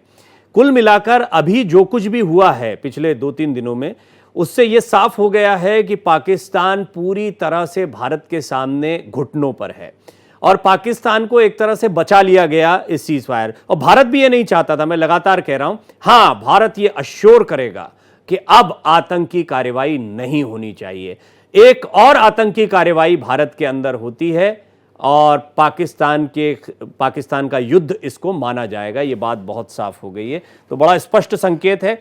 जहां तक पाकिस्तान के खत्म होने की बात है, इस पर हम बात कर रहे थे और मैं कर्नल देव चाहूंगा कि थोड़ा सा आप इस पर टिप्पणी करें। मैंने तिवारी जी से भी पूछा कि पाकिस्तान वैसे ही बहुत टूटा फूटा है, पाकिस्तान के अपने मसले इतने ज्यादा हैं कि पाकिस्तान उससे उबर नहीं पाएगा। बलूचिस्तान में जो कुछ हुआ अभी पिछले दिनों में ही, जब भारत के साथ तनाव की स्थितियां चल रही थी और जिस तरह उनकी ताकत बढ़ी, या तालिबान जिस तरह से, या अफगानिस्तान जिस तरह से एक्टिव हो गया, उससे बहुत साफ हो गया है कि पाकिस्तान के लिए आने वाले दिन और ज्यादा चुनौतीपूर्ण है अपने घर में ही। जी बिल्कुल, दो टाइप की चुनौती है। अभी मई का माह शुरू हुआ है, ये इन्फिल्ट्रेशन का, टेररिज्म का बढ़ावे का सीजन शुरू हो रहा है। और आप समझिए सीजन के शुरुआत में ये रेस्ट्रिक्शंस लग गई है पाकिस्तान के ऊपर, तो इंटरनली क्या होगा अभी, क्योंकि हमने उनको मारा है, उनके टेररिस्ट कैंप से वार किया है, काफी लोग इंक्लूडिंग टेररिस्ट और मिलिट्री ऑफिशियल्स मरे हैं उसके अंदर, उसका वो रिवेंज नहीं ले पाए। तो अभी इंटरनली वो रिवेंज का माहौल कैसे लें, हाथ बंद गए। बी, बलोचिस्तान, अफगानिस्तान का माहौल। कर्नल देव आता हूं आपके पास में। मेरे editor national affairs KM Sharma भी मेरे साथ मौजूद हैं। दरअसल ये जो सीज फायर वाली बात है, बड़ी खबर है। थोड़ा KM लगातार इसको कवर करते रहते हैं। वो MEA की प्रेस कॉन्फ्रेंस में भी अभी इस वक्त शामिल होने के लिए गए हैं। तो KM, ये सीज फायर की बात, हालांकि ये डोनाल्ड ट्रंप के ट्वीट से सामने आई है, थोड़ा इसके बारे में अपडेट दें। सभी की निगाह अभी उसी जगह पर है जहां आप मौजूद हैं। अब इसको ये मान लेना चाहिए कि भारत और पाकिस्तान के पास जो प्रॉक्सी वार या एक्टिव वार चल रहा था उस पर विराम लग गया है, क्योंकि MEA सोर्सेस ने एक जानकारी दी है कि दोनों के बीच में अंडरस्टैंडिंग हुई है कि दोनों एक दूसरे पर फायरिंग नहीं करेंगे और बाकी जो मुद्दे हैं उस पर बातचीत आगे जारी रहेगी। प्रवीण जी, बाकी मुद्दों में बहुत सारे हैं। भारत ने एक तरह से सिंधु जल समझौते को जो सस्पेंड किया, या अन्य, भारत ने इस बात की गारंटी भी, डेफिनेटली ये गारंटी पाकिस्तान कैसे दे पाएगा, वो जो पहलगाम को अभी तक स्वीकार नहीं करता है, वो कहता है ये अंदरूनी मामला है, जबकि हम जानते हैं पाकिस्तान ने करवाया। तो कैसे अश्योरेंस मिलेगा आतंकवाद पे, ये भी कुछ मुद्दे रहेंगे। हालांकि बहुत जब ब्रीफिंग होगी तो उसमें स्पष्ट हो पाएगा। लेकिन क्या एक्सपेक्ट कर रहे हैं बीइंग अ जर्नलिस्ट KM आप, कि आज इस ब्रीफिंग में ये चीजें निकल कर आनी चाहिए, या हमारे जहन में ये सवाल चल रहे हैं जिनके जवाब शायद मिल पाए? जो दो बात बहुत प्रमुख है कि पाकिस्तान ने UN को और अमेरिका को अप्रोच किया कि हमारी स्थिति बहुत नाजुक है, हमारे लोग, हमारे सैनिक लगातार मारे जा रहे हैं और अब भारत से एक तरफा सीज फायर करवाइए। लेकिन एक तरफा सीज फायर संभव नहीं था।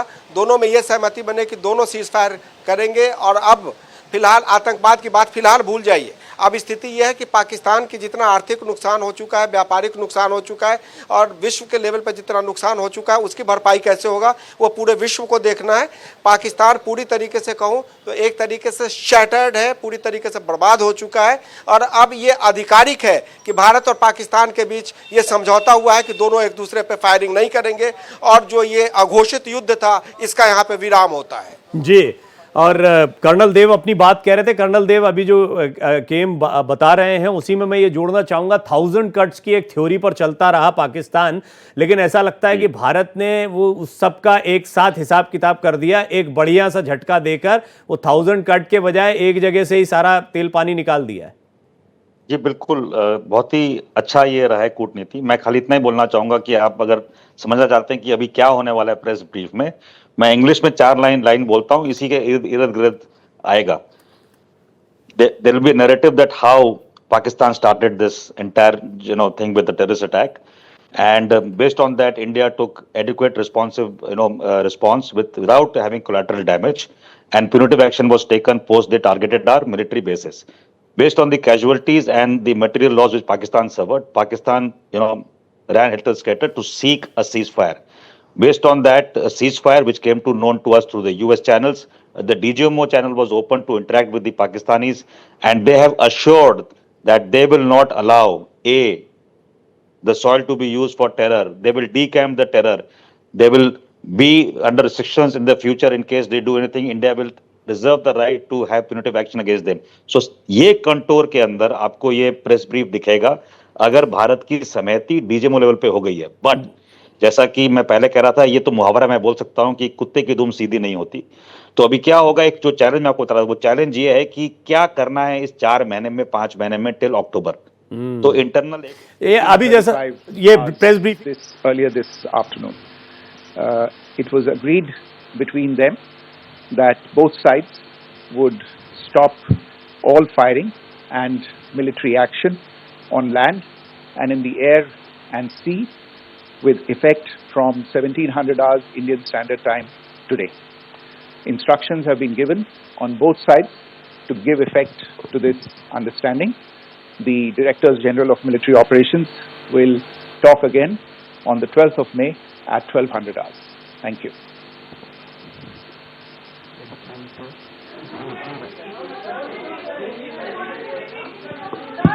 दोनों ही तरफ से ये सहमति बनी है कि ये सीज फायर हो गया है। इससे ज़्यादा उन्होंने कुछ नहीं कहा है।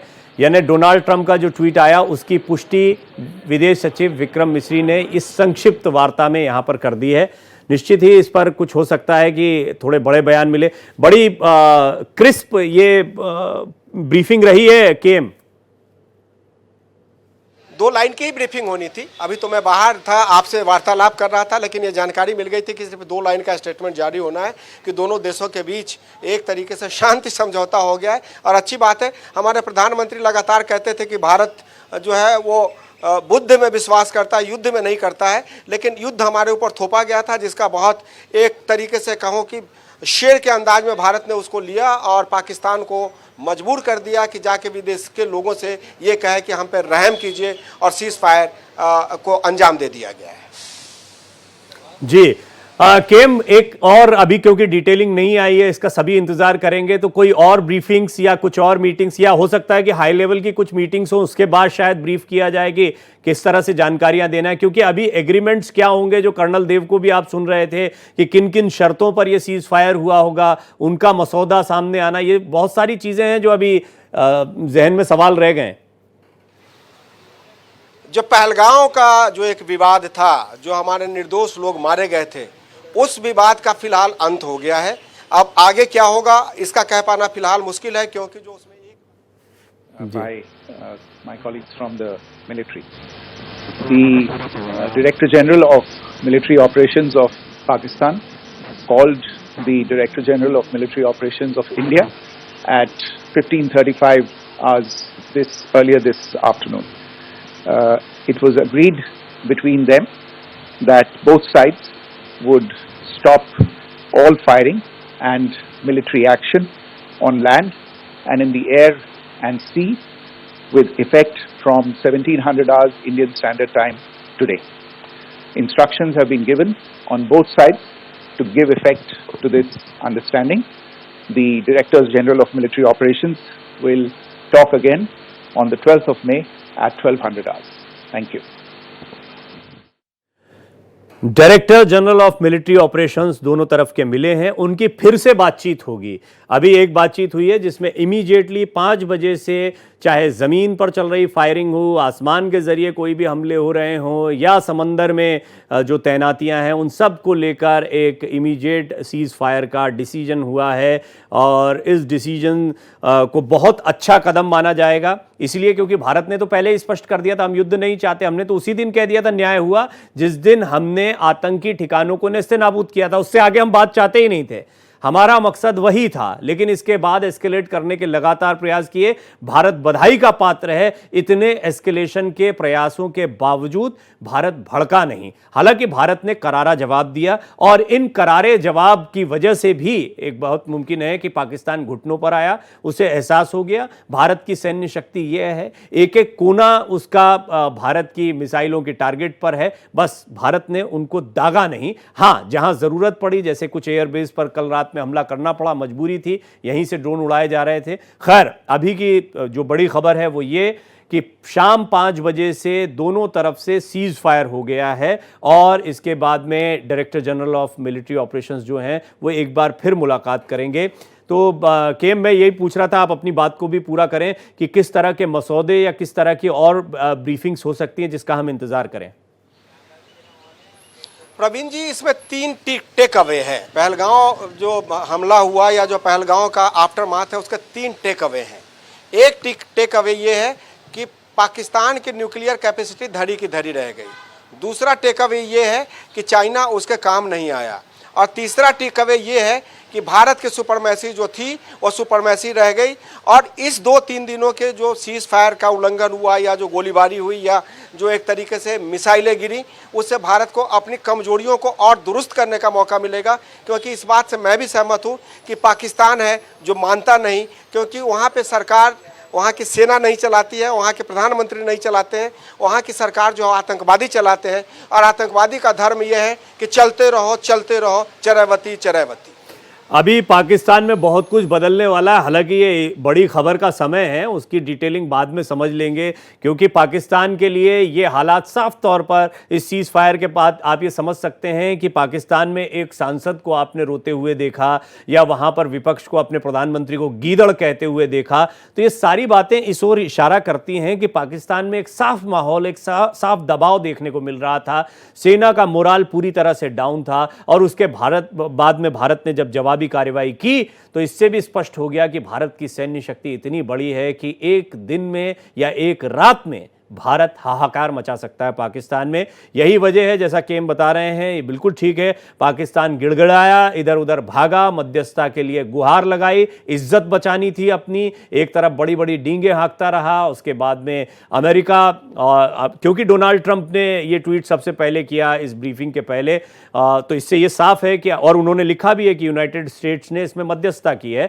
तो उनकी मध्यस्थता का मतलब है कि पाकिस्तान जाकर अमेरिका के पास फाइनली गिड़गिड़ाया कि बचा लो हमें भारत से। और अभी ये सीज फायर हो गया। बचाने की जहां तक बात है, भारत का मकसद कभी उसे खत्म करना रहा भी नहीं। भारत ने ये कह ही दिया था पहले ही। मैं बार बार एक बात कह रहा हूं, भारत ने अपना मकसद तो उसी दिन हासिल कर लिया था जब पहलगाम के बाद में ऑपरेशन सिंदूर को अंजाम दिया गया। हमें ऑपरेशन सिंदूर तक सीमित रहना था, लेकिन मजबूरी ये हुई कि लगातार हमले होते रहे, लगातार एस्केलेशन किया जाता रहा पाकिस्तान की तरफ से। तो हमने कहा ऑपरेशन सिंदूर जारी है, अभी भी युद्ध नहीं कहा। ऑपरेशन सिंदूर जो आतंकियों को खत्म करने का था, हमने अभी भी माना आतंकी कार्रवाई कर रहे हो, लेकिन जब नहीं माने तो फिर कुछ एयरबेस उड़ाया और उसके बाद पाकिस्तान को सरेंडर करना पड़ा, पाकिस्तान को सीज फायर के लिए अमेरिका की गोद में जाना पड़ा। तो कर्नल देव, ये बात तो साफ हो गई है कि पाकिस्तान जो है वो खुद बहुत डरा हुआ था, सहमा हुआ था। लेकिन ये मैं लगातार कह रहा हूँ, आपने कुछ उदाहरण आपने इस्तेमाल किए थे, मैं भी एक उदाहरण इस्तेमाल करता रहा हूँ, जख्मी सांप ज़्यादा खतरनाक होता है। जी बिल्कुल, आपने सही फरमाया। मैं आपको एक चीज़ का और आपका नोटिस लेके जाऊँगा, ध्यान लेके जाऊँगा। जब डोनाल्ड ट्रंप आए थे, उनका एक इंटरव्यू हुआ और उनसे पूछा गया मोदी जी किस तरह के लीडर हैं, तो उन्होंने यहाँ तक बोला कि पिछली बार भी जब कुछ हुआ था तो मैंने बोला कि I can help you both, उन्होंने बोला आपकी जरूरत नहीं, मैं खुद ही कर लूंगा। तो ये दिखाता है कि क्या इंडिपेंडेंस ऑफ एक्शन भारत के पास है। और वही एक चीज है जो डोनाल्ड ट्रंप के पास जब ये गए होंगे पाकिस्तानी, तो उन्होंने उस पर जब ध्यान दिया होगा, तो जो मध्यस्थता हुई है वो उस रूप से हुई है कि बैकडोर पॉजिटिव्स भारत के पास हैं और सारे नेगेटिव्स पाकिस्तान के अगेंस्ट हैं। जब यूएस के प्रेसिडेंट किसी से बात करते हैं तो जो वो केबल्स होती हैं, जो वायर होती हैं, वो क्लासिफाइड होती हैं। किसी दिन अगर सुनने को मिलेगा कि मार्क रूबियो ने पाकिस्तानी जनरल से क्या बात की, वो सुनने में थोड़ा ज्यादा मजा आएगा, क्योंकि शहबाज से क्या बात की वो तो उसका तो हम एक आकलन कर सकते हैं, बट मुनीर से क्या बात की और इसके बाद जनरल मुनीर का क्या स्टांस रहेगा पाकिस्तान में, वो एक चीज है जो देखनी है। क्योंकि उनके व्याख्या से, उनके भड़काने से, उनके प्लानिंग से पहलगाम किया गया था और भारत ने भी कुछ कंडीशन रखी होंगी जो इंटरनल पाकिस्तान में यूएस ने अश्योर करवानी होंगी। तो एक वो चीज है जो देखनी पड़ेगी कि किस तरह से अमेरिका और जनरल मुनीर का रिलेशनशिप जो है वो कैसे आगे बढ़ता है। दूसरा, भारत को प्रोएक्टिवली, क्योंकि आप एक आईएमएफ के लोन के स्कीम में या तो एब्सटेन कर सकते हैं या वोट कर सकते हैं, भारत को अभी लॉबिंग करना शुरू करना पड़ेगा कि किस तरह से उस ऐसे चैनल्स को, जैसे आईएमएफ है, क्योंकि आपने देखा है आईएमएफ का रुख डोनाल्ड ट्रंप एडमिनिस्ट्रेशन के अगेंस्ट उतना पॉजिटिव नहीं है, नेगेटिव है। तो आप समझते हैं कि किस तरह की फंडिंग जो हो रही है ग्लोबली, जिसका भारत कर रहा है। 10-12 साल पहले जब लेट सुषमा स्वराज जी थी, उस टाइम जो हमने पहल की, हमने 2 कार्रवाई की पाकिस्तानी के टैप्स बंद करने के। एक फाइनेंशियल टैप जो मिडिल ईस्ट से आता था पाकिस्तान के पास, इस्लामिक क्लिफ की गुहार करके, वो काफी हद तक बंद हुई है। बट कटार जैसे कुछ देश हैं, जो टर्की जैसे कुछ देश हैं जो मिडिल ईस्ट में नहीं आते, वो करते हैं। दूसरा जो टैप था वो था हार्डवेयर टैप। हार्डवेयर टैप आता था अमेरिका से, और हार्डवेयर के अलावा कुछ ग्रांट्स आते थे अमेरिका से, जिसका दुरुपयोग करके अपने डिफेंसिव सिस्टम, टेररिज्म नेटवर्क और पॉकेट में भर के यूज करते थे पाकिस्तान के पॉलिटिशियन और पाकिस्तान के जो आर्मी जनरल्स हैं। तो मैं समझती हूँ जो अमेरिकन टैप है वो काफी हद तक बंद होगा और क्लोज हो गया है। जो इस टैप है वो आपने सुना है किस तरह से, सिर्फ डोनाल्ड ट्रंप ने किसी से गुहार नहीं की, बट अगर आपने नहीं ध्यान दिया हो, आज ही सुबह जो यूनाइटेड अरब एमिरेट के जो हैं, उन्होंने 2 टुक में बोला है पाकिस्तान को, और उनको का फटकार लिए आज तो हर बोल वर्ल्ड बोल पाकिस्तान को और उसको जगह दिखा रहा है। ये क्यों दिखा रहा है? क्योंकि बाकी वर्ल्ड को भारत के साथ एक्शन रखना है for economic prosperity and peace. तो आप सबकी जो उदाहरण दिया वो स्कूल बच्चे जो होते हैं, ये उदाहरण मैं पिछले 3 टीवी चैनल दे रहा हूँ कि ये लगे किसी को कि यू बोल रहा है वो एक बराबर है कि डी एस्केलेट नहीं, हमारी शर्त डी एस्केलेशन की, पाकिस्तान की मजबूत एस्केलेशन की, बट उसको अपनी इज्जत आबरू जो बचाने ज्यादा वो प्रेशर पे। मैं समझ गया, आप बिल्कुल ठीक कह रहे हैं। और इसका अंदाजा पाकिस्तान में जो झूठा नैरेटिव फैलाया गया उनके मीडिया के जरिए, उनको बुरी तरह से मारा जा रहा है, बुरी तरह से उनके ऊपर जो है हमने देखा उनके हमलों को नाकाम किया गया। लेकिन उनके यहाँ पर एक ये माहौल बनाया गया कि देखो हम भी जवाब दे रहे हैं। वो जो हमारे यहाँ 9 हेडक्वार्टर हमारे खत्म किए गए, उनको शहीद का दर्जा दे दिया, आतंकियों के पीछे फौज खड़ी हुई है। तो वो कुल मिलाकर, जी आप बोले अपनी बात को। डॉक्टर प्रवीण एक चीज बोलना चाहूंगा, हमने कितना संक्षेप में बोला, डीजीओ मीटिंग हुई है, 12 बजे दोबारा मिलेंगे, खत्म हो गया, सेंट्रल की सीज फायर हो गया। अब ये देखना है कि संडे में पाकिस्तान क्या बोलता है, इंटरनल क्या बोलता है। अगर पाकिस्तान ने ऑब्वियसली दिखा है कुछ उसने की है, notion of victory Pakistan has to show, it is ingrained in their mind. तो वो नोशन विक्ट्री किस तरह सीज फायर का संचालन हुआ, उनकी व्याख्या सुनना बहुत जरूरी है। और आपको अभी भी क्या 5 का टाइम मुझे ऐसा लगता है कर्नल देव, मुझे ऐसा लगता है दोनों देशों से अगर मध्यस्थता होती है तो इतना बोलना है ये भी तय हुआ होगा, ये 100% तय हुआ होगा कि इससे आगे आपको कोई लाइन नहीं जानी है। ये अब पाकिस्तान इसको कितना मानता है नहीं मानता ये एक अलग मसला है। मैं आपको बोल रहा हूँ, हमको किसी ने क्या बोलना है, ये हमारी डिप्लोमेटिक मेजोरिटी क्या बोलना है, हमने क्या करना, हमको किसी ने बोल रहा। आपने देखना है पाकिस्तान को जो टर्म्स एंड कंडीशन बताए हैं वो पब्लिकली कभी नहीं बोलेगा कि इनको ये टर्म्स एंड कंडीशन के में घुसा हूं, वो बोल मैं इसमें घुसा हूं, बट आप देखेंगे कि वो आगे क्या होता है।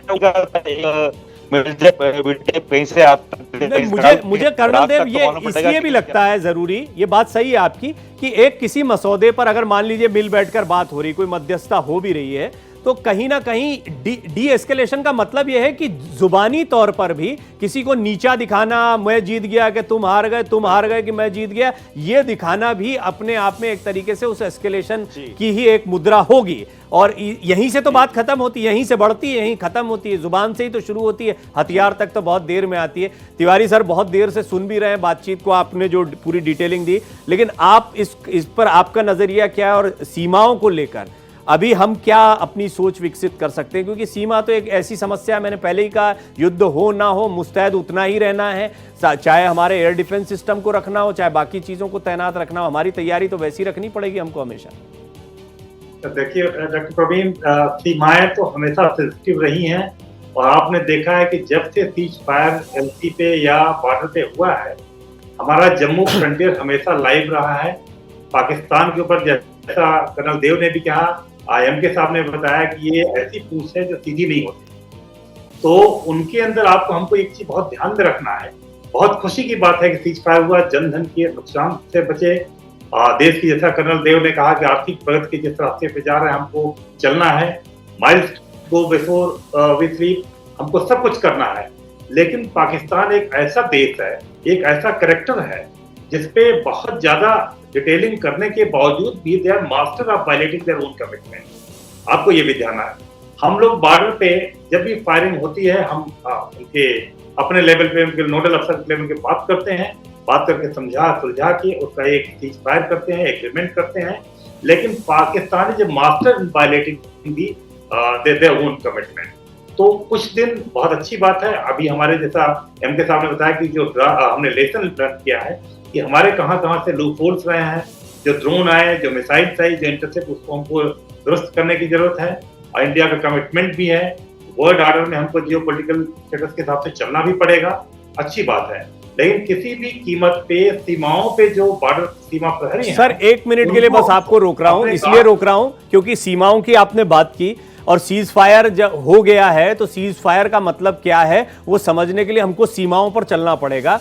भारत एक्सप्रेस की टीम लगातार मौजूद रही, अभी उरी में भी रईस मौजूद हैं, विकास अब्रोल इसी तरह से मौजूद है, रईस अहमद, विकास अब्रोल, ये दोनों लगातार तमाम जगहों पर जाते रहे और हमको अपडेट देते रहे हैं। बंकरों को भी इन्होंने दिखाया, लेकिन साथ ही साथ में ये लगातार जो आवाजें थी वहां पे, धमाके, कुछ दूरी पर ही धमाके हो रहे थे, उससे एहसास हो रहा था कि सीज फायर का उल्लंघन किस तरीके से किया जा रहा है, किस तरह से धमाके हो रहे हैं, कैसे ड्रोन दिखाई दे रहे हैं। अभी वहां माहौल क्या है वो जरा दोनों से एक एक करके जानते हैं। पहले रईस आप बताएं मुझे क्या स्थितियां हैं।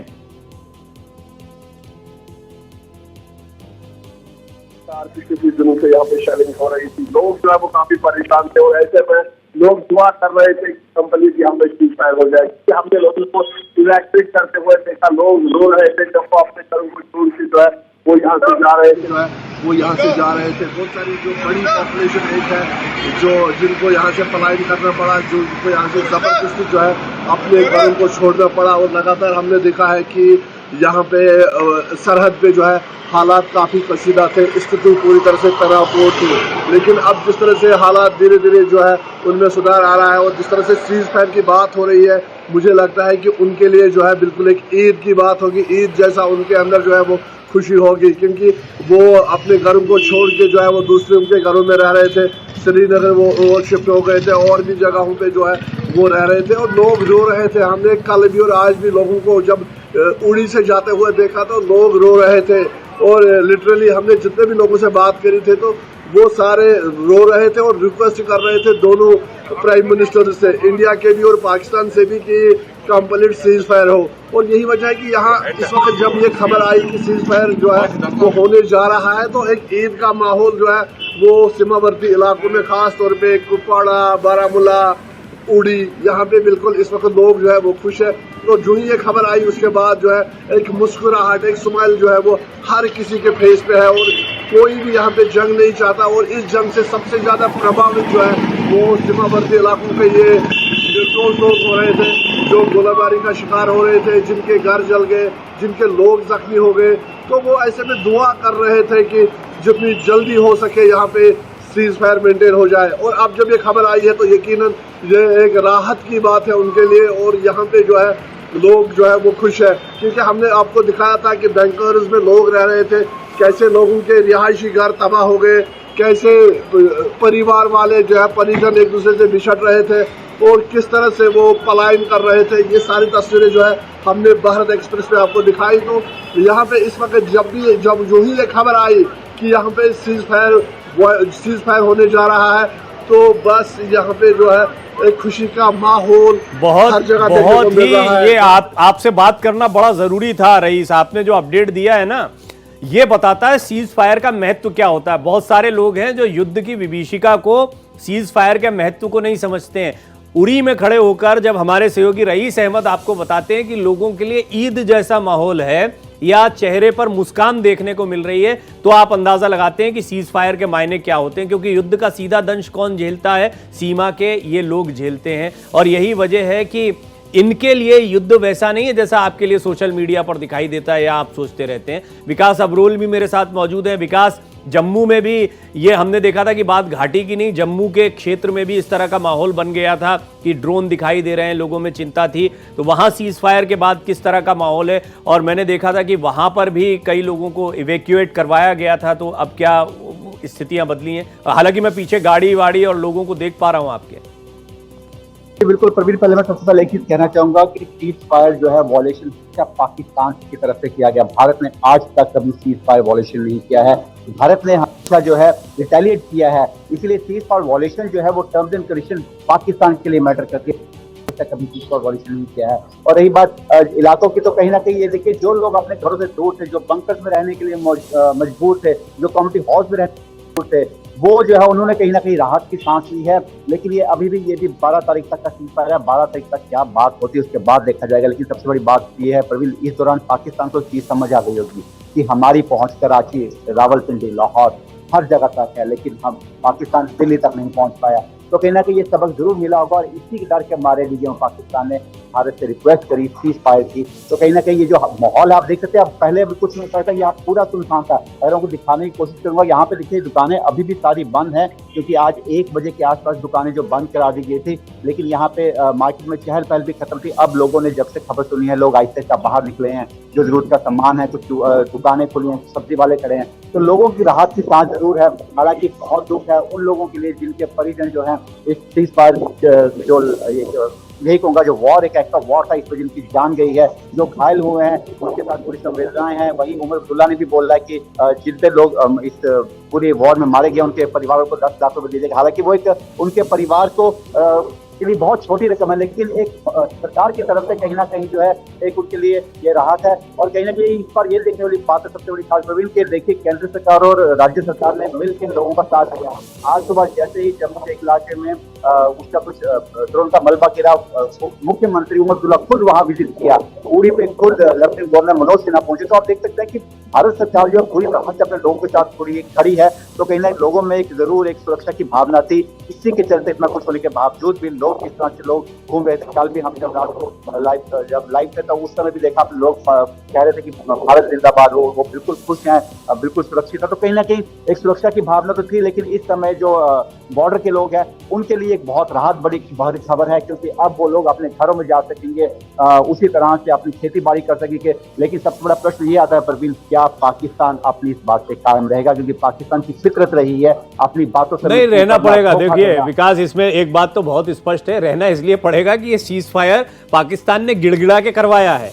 ये सीज फायर अमेरिका के पास जाकर रिक्वेस्ट करके करवाया है। भारत तो हमेशा से, भारत ने तो पहले ही कह दिया था हमने कार्रवाई कर दी, हमें आगे कार्रवाई करनी नहीं है कुछ।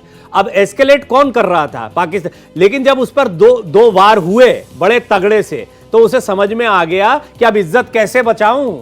ये सीज फायर हो जाए किसी तरह, मुझे मेरी इज्जत भी बचानी है, अपने लोगों को मुंह भी दिखाना है, और साथ ही साथ में मैं ये भी जानता हूं कि एक दिन और युद्ध हुआ या बाहर निकल कर आ गया भारत और आक्रमण कर दिया तो मैं एक रात में समाप्त हो जाऊंगा। ये बात जानता था पाकिस्तान। आपने बिल्कुल ठीक कहा कि भारत हमेशा इस पर या एक तो डिफेंसिव रहा, या हम अपनी सुरक्षा करते रहे, और दूसरा रिटेलिएट ही किया, यानी कोई कार्रवाई हुई तो उसके ऊपर हमने एक्शन लिया है।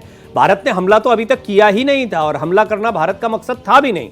ऑपरेशन सिंदूर ये हमारा मकसद था। ऑपरेशन सिंदूर जिस दिन हुआ उसी दिन कामयाब हो गया था। 9 की 9 मिसाइल जो है वो बिल्कुल ठिकाने पर लगी थी और अपना काम कर दिया गया था। न्याय हुआ, भारत ने तब कह दिया था। बाद में मसला बढ़ाया पाकिस्तान ने, और ये सीज फायर बिल्कुल ठीक आपने कहा। इसीलिए पाकिस्तान को सीज फायर करना है, या पाकिस्तान जो कुछ हरकतें करने की कोशिश कर रहा था वो अपनी इज्जत बचाते हुए ये सारी चीज़ें कर रहा है। हालांकि जब हमारे साथ सूर्य प्रकाश तिवारी जी मौजूद हैं, जो खुद आईजी बीएसएफ रहे हैं, तो वो तो बॉर्डर की या सीमा की सुरक्षा के बारे में काफ़ी गहन जानकारी रखते हैं। सर मुझे ये भी बताएं कि अभी आपने सुना, रईस और विकास आप देख भी पा रहे हैं, मेरे दोनों सहयोगी इस वक्त एक घाटी का क्षेत्र एक तरह से आपको बता रहे हैं, एक जम्मू का क्षेत्र आपको बता रहे हैं, और हालांकि सीमाएं तो अभी हमको इस तनाव के दौरान पता लग गई, क्या राजस्थान, क्या पंजाब, क्या गुजरात, हम हर जगह देख रहे हैं कि सीमाओं को लेकर कितनी सेंसिटिविटी होती है।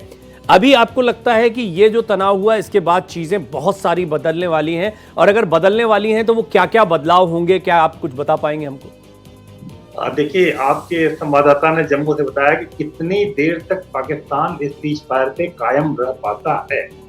दैट इज $1 मिलियन क्वेश्चन, क्योंकि सीज फायर आज पहली बार नेशनल लेवल पे हो रहा है, पहले भी हुआ है, और शिमला एग्रीमेंट के साथ भी भुट्टो साहब ने किया था कि मैं सब कुछ ठीक कर दूंगा, हर चीज होगा।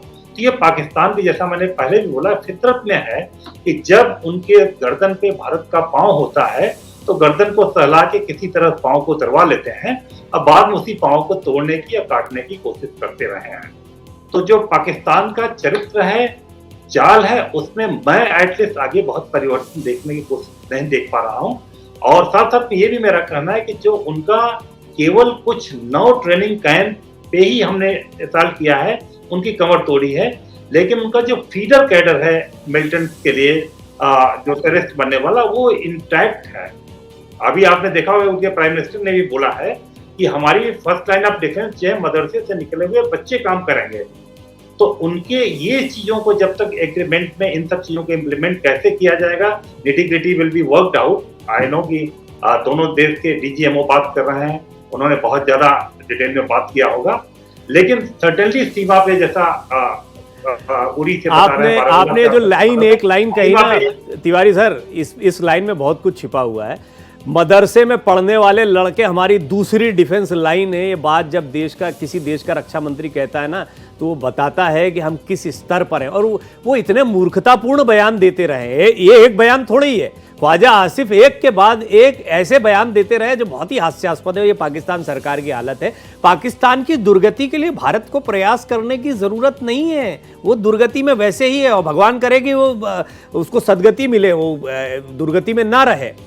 ऑपरेशन सिंदूर सफलतापूर्वक पूर्ण हुआ, अभी तक की स्थिति यह है। अगर अब और एस्केलेट करने का प्रयास नहीं करता है पाकिस्तान, तो यानी युद्ध करने के लिए उकसावे की कार्रवाई नहीं करता है, तो दरअसल दोनों देशों के बीच में सीज फायर पर सहमति बनी है। सीज फायर, हमारे सहयोगी विकास अब्रोल ने अभी एक सेंटेंस बड़ा अच्छा यूज किया है कि सीज फायर तो हमने तो कभी उल्लंघन किया ही नहीं था, सीज फायर तो उन्हीं के लिए मान्य, क्योंकि सीज फायर का उल्लंघन पाकिस्तान ने किया था। भारत ने सीज फायर का उल्लंघन नहीं किया। हाँ, भारत ने ऑपरेशन सिंदूर चलाया।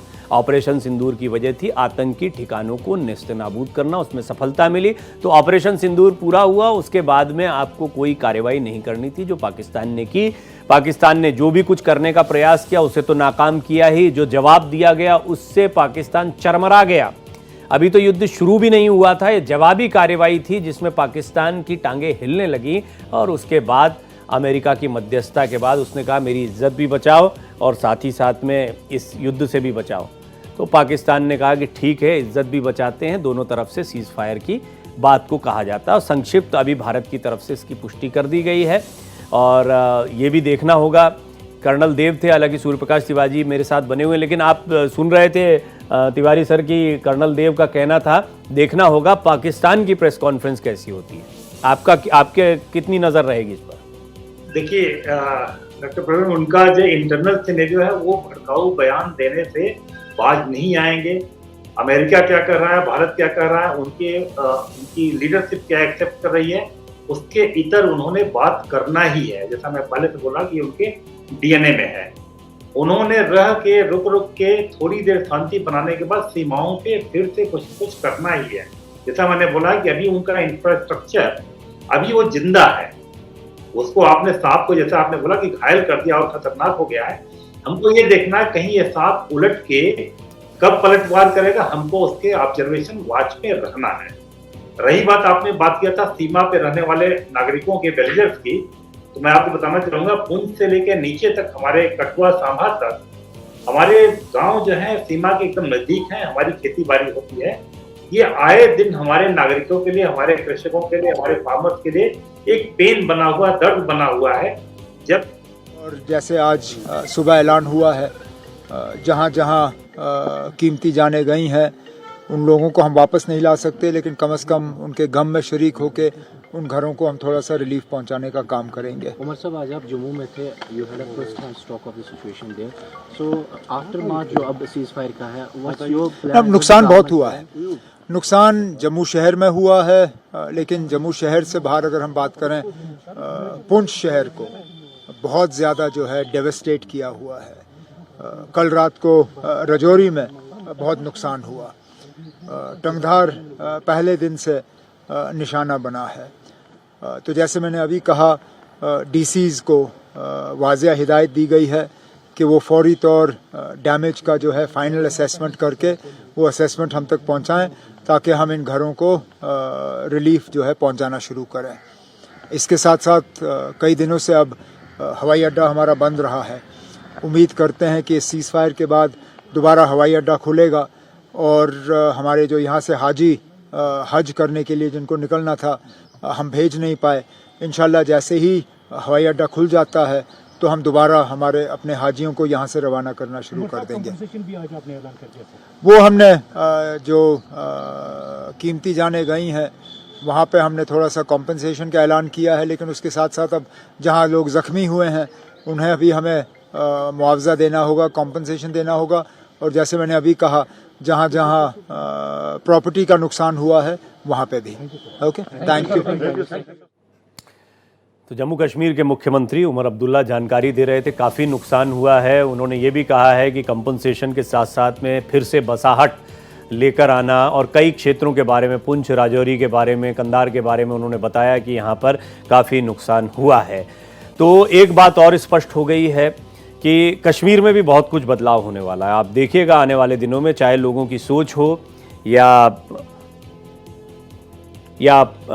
पाकिस्तान ने जिस तरह से कश्मीर को जख्म देने के प्रयास किए, पीओके में बहुत ख़ासतौर पर मुजफ्फराबाद में जितने कैंप्स थे उनको निशाना बनाया, ज़्यादातर कैंप्स को भारत ने ख़त्म कर दिया। और इन्हीं में से बहावलपुर, सियालकोट, ये जो अंदर की तरफ को लेकर गए थे, यहीं के लॉन्च पैड और कई आतंकियों को शिफ्ट किया जाता है यहाँ से ऐसे समय पर कि यहीं पर हमला होगा या नहीं होगा। लेकिन भारत ने एक साथ 9 जगहों पर हमला किया था। इसीलिए कहा ऑपरेशन सिंदूर जैसे ही हुआ, न्याय मिला। जय हिंद। इतने पे बात खत्म हो जानी चाहिए थी। पाकिस्तान बाज नहीं आ रहा था और यही वजह रही कि भारत को थोड़ा सबक और सिखाना पड़ा और यही वजह रही कि इसके बाद फिर गुहार लगाता हुआ अमेरिका के पास गया और सीज़ फायर के लिए किसी तरह से राज़ी करवाया। खैर, सीज़ फायर सबके लिए अच्छा है। आपने देखा रईस, मेरे सहयोगी विकास अब्रोल, ये सब बता रहे हैं कि कितना खुशी का माहौल है, लोगों के चेहरे पर मुस्कान है और यही महत्व की बात है। युद्ध को आप सोशल मीडिया पर मत लड़िए, युद्ध की एक विभीषिका होती है और युद्ध किसी के लिए अच्छा नहीं होता। हाँ, पाकिस्तान को सबक सिखाने की जहाँ तक बात है